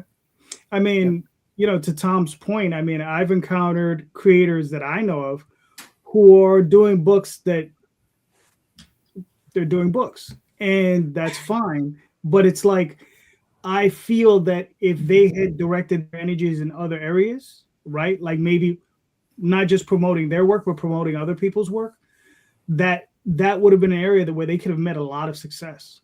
You understand? Maybe not going the route as a self-publisher, but maybe them being a publisher, right? And maybe that, and that might have been their strength. Maybe they're not great creators. You understand? But there could be other areas within comics where they could be great. But sometimes people get, we all get the stars in our eyes, like Jay said, and we just want to do this stuff. And it's just like, look, it's not for everybody. It's not easy. It's hard. It's a hard, tough task. And, you got to have a really, really thick skin,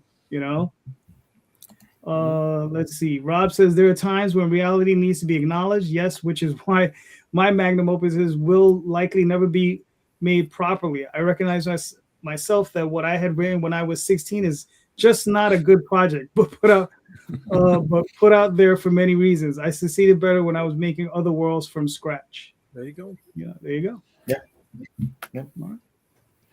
Cool. Jay, did you answer the question? I don't even know. Yeah. I went for it. All right. Good job. I don't even remember, but okay. Tom, do you have a question? Okay. So this isn't the usual deep introspective one that I bring to JD's, but it's something that I've heard some people talk about lately. And because of the society that we're in, which is basically ADHD and we only read headlines, and I've heard comic book creators coming in saying, comic book readers only want one-shot stories now, so I'm only going to do one-shot stories, not doing series anymore. And I'm like, for me as a reader, it's like I'll read a one shot, but I prefer a story that keeps going. All of us here have stories that are continuous. So I have done one shots, but they're all within the context of my larger series. Like I have my Critter series, and I've done one shots for the other characters, but they relate back.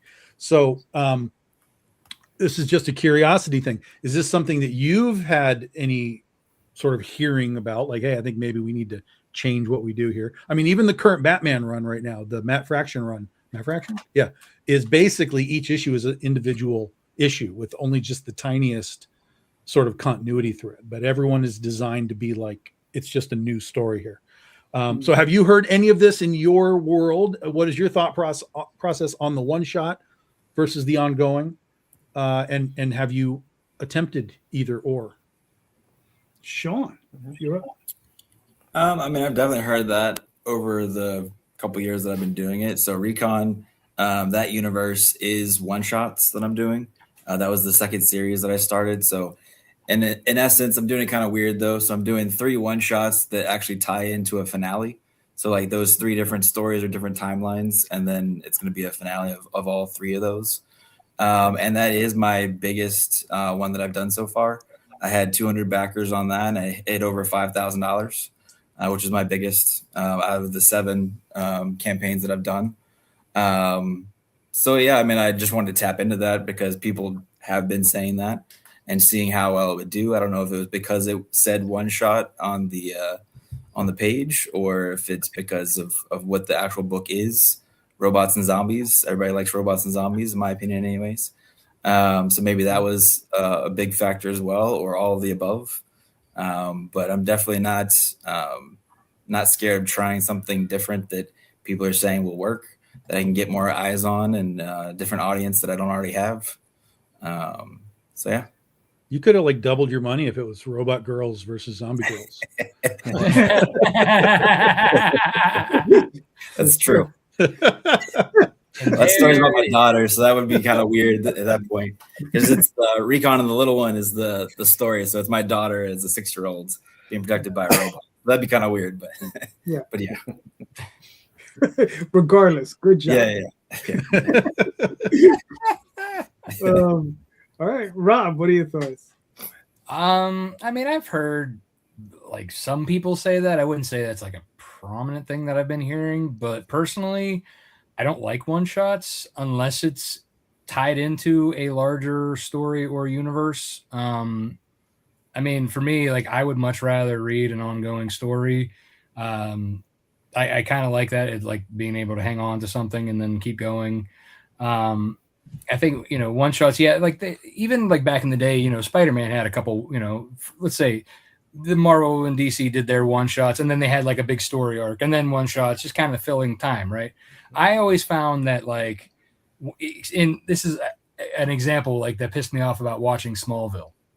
Was you had the longer story arcs that they were building up each season, but then they would have those filler episodes that had nothing to do with it, and in between something that they left a cliffhanger for, just pissed me off. I'm like, why are they giving me this garbage filler? Just because they got signed to like 24 episodes per season or some BS. But like that's kind of how I feel. I feel like they're fillers. Or if it's a one shot and then that story's done completely and no one else is going to come back and visit it. To me, I'm like, all right, well, I'm not going to invest my time into that, because if I get hooked on it, then I can't go anywhere. It's like eating at a restaurant one time and then you fall in love with the food there, and then they close immediately, and then you can never have it again. So I kind of feel like one shots do have their place in certain things. Like for example, if you do a crossover with somebody, an actual one shot crossover comic, that's cool, because then you get to experience both worlds from a new perspective. But then you could also jump into those universes of the ongoing series, right? But yeah, I mean, I like Frank Martin. He's a great guy. He's a great writer, but he does a lot of one shots. And for me, it's like, it's frustrating because he's always jumping into something else when like he's got something that's good that he doesn't continue to like build off of, just because I don't know if he has Raider ADHD or he just likes coming up with so many different ideas or what. But yeah, I mean, that's my take. Cool. David, what are your thoughts?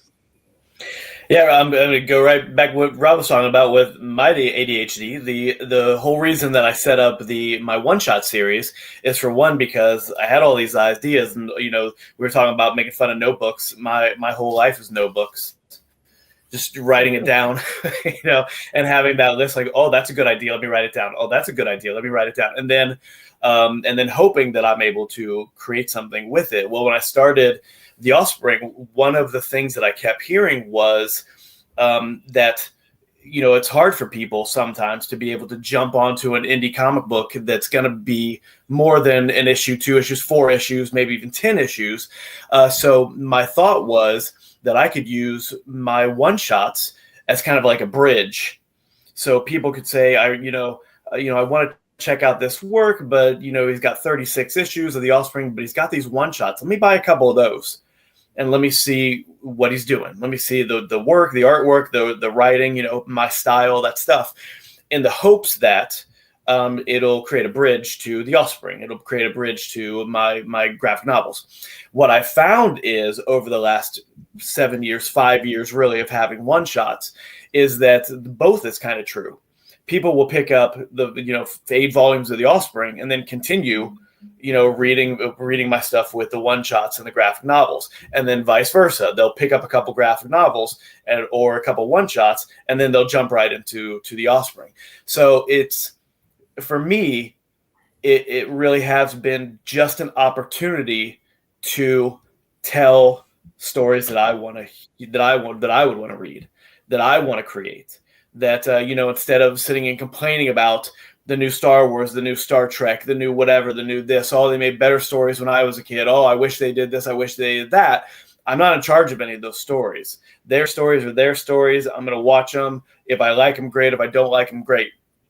But I wanted to use that energy in my brain to be able to make stories that I like. And if people like them along with me, amazing. If they don't, that's fine too.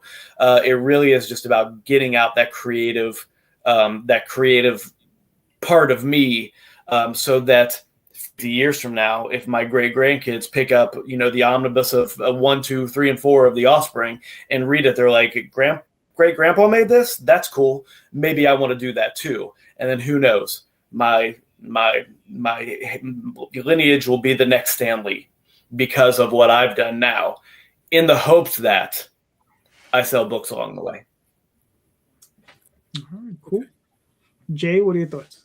I think it all comes down to execution, dude. Right? If the one shot it's good and it's beefy, and it's an indie book, okay, because how many indie books ever get to complete an entire arc, let alone a mini series or a series? I'm down with that. If it's a reset, like when Chris Claremont used to have the X-Men baseball stories in between arcs, okay, not bad. But if there's something to the one shot, like I remember when Mark Greenwald passed away, Marvel did a special one shot of Hercules and the Hulk traveling through Elysium. It was a one shot. It wasn't 48, but it was more than 32. It was somewhere down there, and it was dedicated to Mark Greenwald. Okay, that is the favorite of mine. Are there shitty ones? Yeah, there's shitty ones. The ones that are poorly executed. Yeah, those are the ones I don't remember. I know it happened. Which ones are shitty, Jay? Name names. Yes, all of them.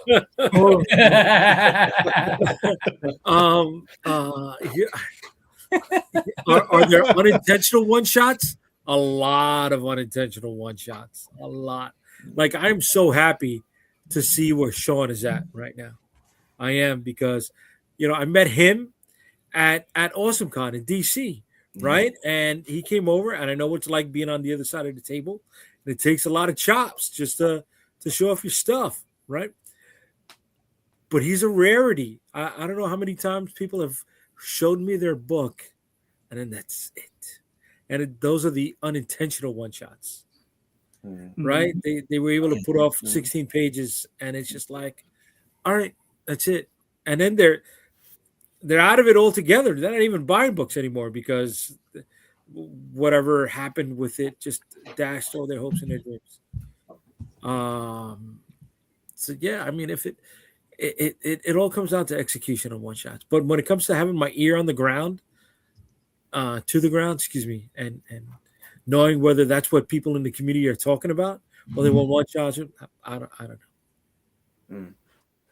Yeah. For myself, like, I do enjoy one shots, and like Jay said, it's about execution, right?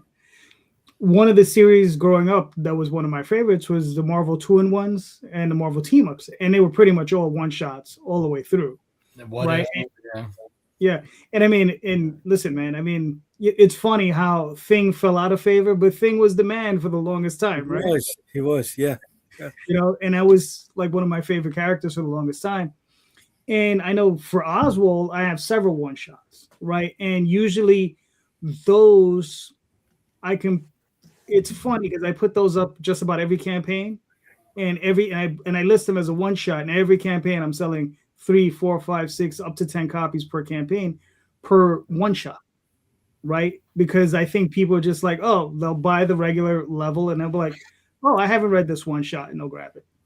You know what I mean? Or they're new, they'll grab that one shot. And I have like 3 or 4 of them. So I think they're important, because not just as, I think for us as writers, right? We should all learn how to write a truncated story, right? And it's not just one shots. You should try to write a 4-pager. You should try to write a 1-pager. You should try to write, an 8-pager, 12-pager, 16-pager. Those are things you really should try doing on your spare time whenever you get the opportunity. Because you're gonna find yourself thinking in other ways on how to get those stories compressed and in there and telling a complete story, right? And it's just flexing another muscle, another creative muscle. Is just really important to try to do that stuff for yourself, because sometimes you do get locked into telling the 500 issue epic, right? Which, to David's, success. Congratulations that you were able to do that. Not a lot of people can do it, Yeah. On Oswald, I'm 2,000 pages in. I don't know what that correlates to per issues, but whatever. It's a lot of pages. But not everyone has that in them to keep moving forward. That intestinal fortitude. It's difficult. So I always suggest to people, try that, one shot. Because I think it's important. Now, as far as like Jay was saying, as far as my ear to the ground, I haven't heard anyone honestly speaking about it, but I know it's one of those things that's whispered about in the background because I think people are afraid of him. So Tom, back to you. What do you think? Those great points. I didn't even contemplate it like the old stuff was one shots, but within a series like Marvel 2-in-1 stuff like that. Yeah, that's interesting. I've heard some creators talking about, well, I'm not doing continuity and ongoing series anymore because nobody wants it. And I'm like, that's horseshit. Like, I feel like that's genuine bullshit. I feel like trying to convince yourself of that for whatever reason you may be convincing yourself. I find, well, number one, the comic book market is based on ongoing series. Even if they're only like 24 issues or whatever and starts over, people want the next one. They want the next one. They want the next one. Blah, blah, blah, blah. You can have a mini series that resets, do another mini series. That's still a continuing series, right? Whenever I'm at cons, I struggle to sell the one shots that I have. Really? I struggle to sell the anthologies that I have. But when they see 5 critter volumes and 5 Oz volumes and 5 Penny for Your Soul volumes, oh shit, you got so much. I want all of that. Yep. They want to binge like Netflix. Yeah. And then I'm like, well, so if you like all this critter, she's got 2 stories in these anthologies too. And those are add-ons essentially. Like, oh, okay, toss those in as well. Yeah. But it's very rare for people to come up and be like, oh, I just want those anthology books. Like that's all I want. Those one-shot, 3 one-shot stories in the book. And so that's why it just was kind of in my brain. I was sort of like, what am I not hearing things that are happening? And clearly it's still just sort of a whisper in the wind that's kind of happening. And I think it's just people making excuses for putting out issue 1s and going to Kickstarter and putting out issue 1s because people buy issue 1s more than, like, let's say the sophomore issue, right? They're issue 2 kind of. Sure. Well, and that's the Polito method, right? Mm-hmm. He everything he has is continuity, but every time he puts out an issue, it's number 1. Right. Even though it's technically number 20, 30, 40, 50. Right. It's Lady Death, Abysmal Descent, number 1. Lady Death. Oh, up in her castle, number 1. He uses the subtitle, right? Right. And then he also breaks those crowd-funded books, those like bigger, thicker books. He breaks those up into issues and puts them into the retailers. Sure. Yeah. Issue 100%, by issue yes. there. Correct. But when he was doing his crowdfunding stuff, everything was a number 1. Yep. And so people were sort of attributing that to that again, like, oh, look, it's just a number 1. It's just number 1. They're just coming in. And it's so, yes, but if you were to read the 12th number 1, you would have story that you'd be like, well, I don't know where I am. Like, shit's going on. There's I'm no in the way middle of the story here somewhere. Where you are. Yeah. So he's had to produce like a reading order so people can go backwards and figure all this out, because there's no specific way to, unless you're looking at dates in the book, like it's hard to figure out. Or you're going back and looking at his Kickstarters or crowdfunds and saying, okay, that's this one. That's this one. That's this one. That's this one. Yeah. That's nothing new, because Mike Mignola was doing that with Hellboy, right? He was cherry picking the timelines within his stories, and they weren't always, 4-issue minis or 6-issue minis. I remember The Island was a 2-issue mini. I think there's a couple one-shots in there. I think there's a couple of mini backup stories that were placed in other books, that he collects into his trades. So it's but he's moving from place to place. What I'm saying with Polito is he has A, B, C, D, E, but it's all presented as 1, 1, 1, 1, 1. So if you come in on number D, number 1, you'll be kind of like, I feel like I'm in the middle of something here. Yeah. I do something similar to Oswald, where there's an overarching plot, but there are a bunch of smaller stories in between. So I'll do like issue 1 through 4 of one story, and then I start with the number 1 is issue 1 of 4 of recurring miniseries. Sure, absolutely, yes. And then, but what's funny is I don't know where Polito picked it up from, but the first person I remember doing this sort of thing is Barry Blair from Elf Lord, and this was way back in the day. And what Barry would do is every issue number 4, he would cut the series, and there would be a new number 1. And the thing is it would just continue. Like he would just continue. And he did it because he knew he would get a bump up every number 1. Right. Yeah. Oh, sure. So DC New 52, right? Everything got reset, but Batman and Green Lantern. It was a new number 1, but it was still the arc from continuing the previous arc from DC. Yeah, that was always a weird thing in continuity for me, is like how that actually worked out for them. But but he's the first creator I ever heard doing that, Barry Blair. So we might be able to, like, get that back to Barry. He's no longer with us. God rest his soul. Get him on. Listen, I don't have a Ouija board. Wah, wah, wah. There you go. Well, you have to bring him on. So, all right, Rob, what's your question? I'm only joking. I was gonna say I wasn't prepared. A pop quiz. No. All right, let's say we got a couple of minutes. I'll ask a softball, right? A real softball one. When you find yourself winding down creatively, what do you do to recharge? Right? What do you do to recharge? Rob, you're up again. Winding down? Who does like if you find yourself winding down, or you find yourself not in the right space. Rob's better than all of us. He's always on. No, Yeah, I wouldn't say I'm on, but I'm always doing something. I am definitely a workaholic. I honestly, I think I do too much. I do need to take a break because I have been. You were just in Disney World. That's all the break you need. Well, that's fair. That's fair. But even while I was there, I had my laptop for the evenings. Gotcha. No, I honestly, I think my downtime, when I do actually kind of take a break, I will pick up a video game or an old video game, and I'll play with the kids. Go to the movies or something. Just general stuff. Pick up a comic. That's my recharging is my recharging of what inspires me to do this in the first place, right? So reading a comic book, playing a video game, watching TV, watching a movie. I don't get as much time as I used to do it, but I still do it in the any given time that I can. And that's really going back to the inspiration, or even just like maybe finding something new that helps re-inspire. All right, that's fair. David, what are your thoughts? Yeah, I'd say, it's important, just like Rob said, it's important to have that downtime. I anytime I start to feel like I'm not getting something done because I'm sitting, watching a show or playing cards with my kids or whatever it is, which is super important time. I always remember that those times are a chance to breathe, to be able to get back to it.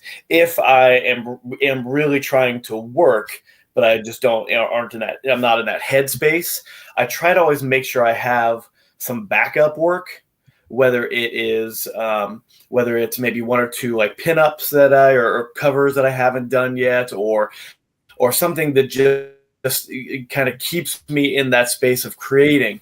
I try to have something as a backup if I'm not ready to do like the big stuff, like finish, inking page 25 or page 50 or whatever of whatever issue.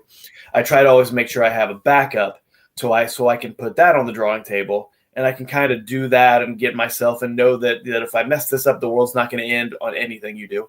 But to kind of have that there and kind of get myself back revved up to creating. Usually, like if I have a few hours to myself, I'm gonna be at my drawing table drawing.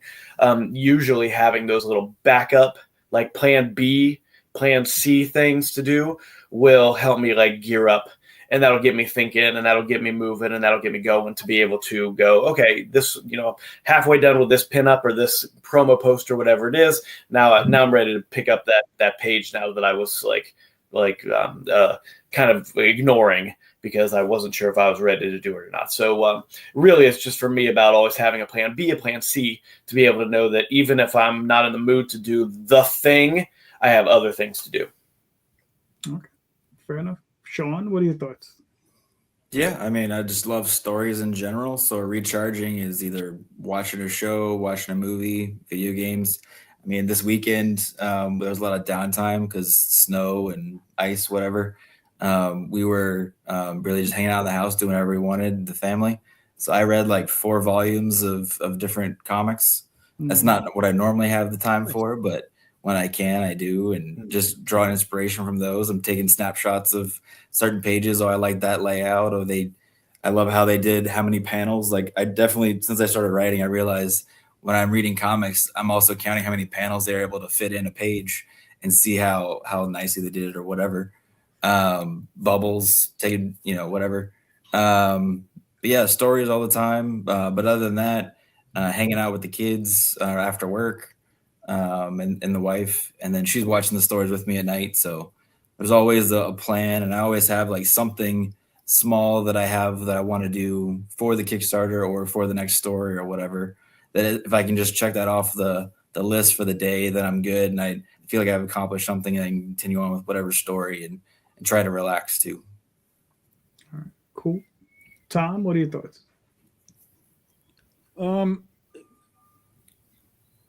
Basically it's like the other folks have said. I'm big into movies and stuff, so I watch a movie almost every day now. Either at the beginning of the day, if I'm feeling like I got to write superheroes today, I don't know what I'm doing, I'll watch like a superhero movie. I'll watch Captain America or something just to kind of put me in, like, okay, this is the world I need to be in today. So let me go in and absorb. And I'm not watching it to watch it. I'm watching it to look at the camera angles. I'm watching it to listen to the dialogue. I'm watching it to, to take me through the process of the movie. Something that I've already seen, so I can examine it a little more and get a little deeper into how they made that. And then like with Sean too, comics as well. I'll go into comics that, have artists that I'm like, God, this guy really did something, interesting with this series. I love how he does vertical instead of horizontal or whatever. So I'll kind of go in and not so much read, but again, just sort of study and try and absorb what I'm seeing so that I can translate that to, to my work when I finally get down to the table. So I'll either watch a movie like at the beginning of the day, like I'll have lunch and watch a movie and then go to work.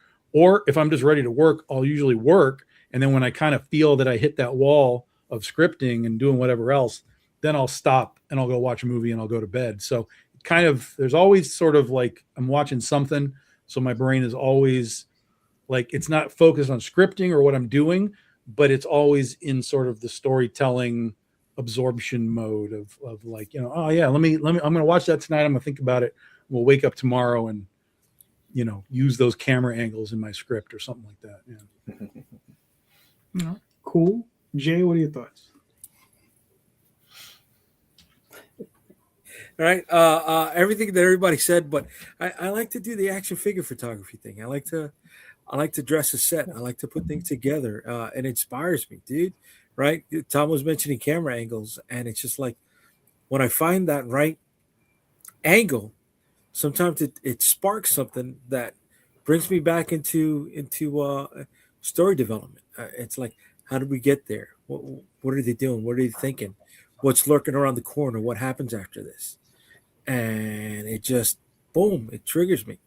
So those things behind me, it's not just because I'm trying to recapture my childhood. It's also because it helps me wind down, but it also helps to spark the imagination. All right, cool.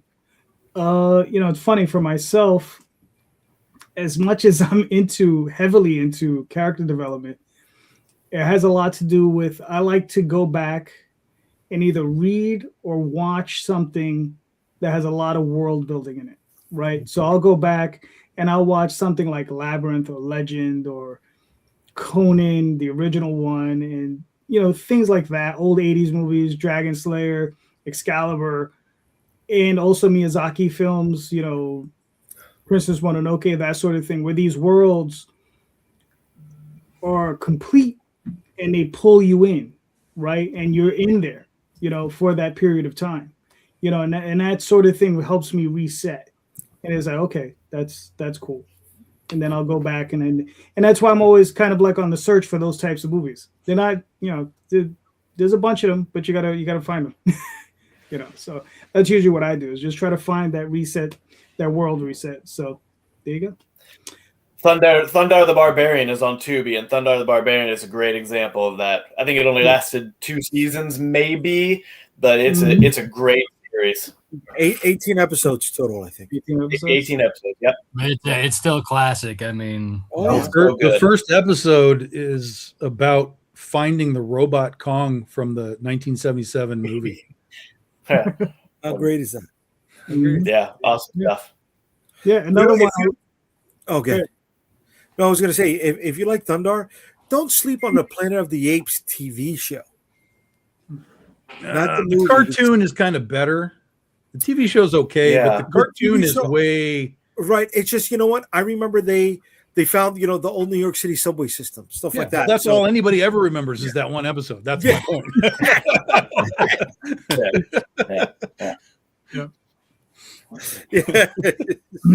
But the cartoon is really deep. I mean, it's really it's a mature cartoon.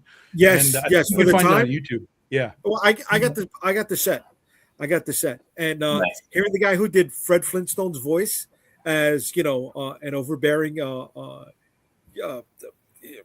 military leader, you're like, oh, okay, that voice works for this too. Yeah, the one. Another great one on Tubi that's good world building is Pirates of Dark Water. Great. Oh my God! Great. Yes, Great. Great. that's one IP that I would love to take on to finish. Yeah. Yeah, that'd be amazing. Yeah, another one I enjoyed a lot was Inhumanoids. Love that one too. Yeah. Love that one too. You know, so we even have a cartoon where you see the monster come out immediately, so it just starts murdering people. It's just like, yeah, right there. All right. We're on the cartoon trip. There was one that I don't remember the name of it. And I know it was a 5-episode miniseries. It came out around the time that Parts of the Dark Water miniseries came out. And the guy had a shield. Oh, right? Vitor. Where the shield split open. Yeah, and he has this thing in it that he would throw. Yeah, Vitor, the Starfire champion. Yeah. Yeah, boy. What's it called? Dude, that was another one that I loved as a kid and was like, it only went ended 5 it on me. episodes. It was called what? Vitor? Vitor, the Starfire champion. Look at that. Vitor. Starfire champion? Yeah. Jay's been looking for that. What are you putting nerds on here for? Get nerds on your show. What are you doing? No, that was a good cartoon, dude. That was on Fox. It was fucking money, bro. Clearly good if they got to episode 5. Dude, but you know what the problem was? It was only on when we were in school. So like we could it would either you have to record it or play to be sick to watch it. Damn. Yep. Yeah, All right. yeah. Man. Great. Oh, well, gentlemen, we made it to hour 2. Good job. All right. So this is a lot of fun. Thank you so much for being here. And let's start with Rob. Please, where can we find you and your work, sir? Yeah, you can find me at Lone Wolf Comics on Facebook, X, Instagram. You could also find me at Rob Multari on all 3. You can go to that very long Kickstarter link, but the short version is nightwolf.lonewolfcomics.com. And you can go to lonewolfcomics.com if you want to pick up some back issues and all that fun stuff. Hashtag Laser Blast. Love it. It's happening, Jay. It's happening on every show now. There you go. I'm never You're just going to have to accept movie. it. I'm never going to escape that fucking movie. It's funny. I forgot to mention the world that Laser Blast was building. You never know. Yeah, there's a lot going on. Staying away from that. Staying away from that, buddy. There wasn't a Laser Blast like the 80s laser gun game, right? There was a cartoon for that, wasn't there? Laser Tag. It came out at the same time as Pac-Man and Q*bert and what was the other one? Like Super Mario Brothers had one. Didn't it come? Wasn't there Laser Tag? Also. Yeah, Laser Tag had a cartoon also. Laser Tag did have a cartoon. Donnie, what's up, brother? Donnie, one day we're gonna have you pronounce. We have to bring you on the show so you can pronounce your name for us. All right, because none of us can pronounce it correctly. Hadi Wajaha. No, I don't know. Hadi Wajaha. Maybe you're right. It's Hadi Wajaha. Maybe the J is silent. It could be. It could be. I have no idea. Dude, he pronounced it for me.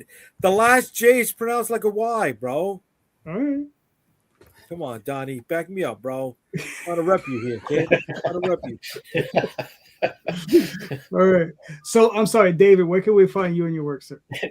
Yeah, sure. Correct Handed Comics, correcthandedcomics.com. Here's a little logo with my name on it. Find that blue left hand, that correct hand, and you'll find links to everything I've ever created. Correcthandedcomics.com. Don't get left out. Hey, I like that. There you go. Sean, where can we find you and your work, sir? Socials, I'm Sean Wood _writer on pretty much everything out there. But The Fog Within Volume 1 is live until the 6th of February at 8 p.m. And I'll just keep on being on Kickstarter after that too. All right. Cool. Tom? Facebook is where we do most of our social media, but we have Instagram and that stuff too if you want to do that. But this is pretty much where we do it. This and Patreon. So if you want to get on in the behind the scenes of Big Dog Inc., we have our Patreon / Big Dog Inc. If you like gunfighter westerns, Dorothy Gale goes live this Wednesday night, January 28th, 9 p.m. Eastern time. All right, cool. Jay. UnstoppableComics.com. You'll find all my social media links on the website, UnstoppableComics.com. And then Friday nights, hanging out with this guy over on Comic Book Streamland. Sundays with this guy, sometimes this guy. And sometimes some of you guys down there. And whatchamacallit, we're just talking about comic books. We're having fun, just like we do in this show. Sometimes butts each other's balls. Sometimes share. Comics and Laser Blast Friday nights. We're staying the fuck away from Laser Blast, kid. If you want to see me get tortured over the movie Laser Blast, watch on Friday night, okay? And sometimes we give away free stuff. Well, you know what? We've been giving away free stuff the last 2 episodes. Maybe we got to keep on giving away some free stuff. I don't know. People are digging it. But check us out. And then Friday, the 13th in February, the Dead Princess Vicky Stakes launches on Kickstarter. All right, cool. And for myself, you can find me on Facebook, Instagram, Twitter, all those different places. Sunday nights here, Friday nights with Jay, like you said. And there you go. And soon to be returning with Rob every other Tuesday. Versa. All right. So, and just remember, everyone, please check out the show notes. In the show notes are links to all of these creators' campaigns and their websites. So please click on those links, pick up their books. All these creators are impassioned creators. They're all great creators, all doing fantastic work. So please click those links and buy those books. And thank you so much. And just remember, everyone, read more indie comics, especially ours. Have a good night, everyone. Thank you. Later. Night. Good night.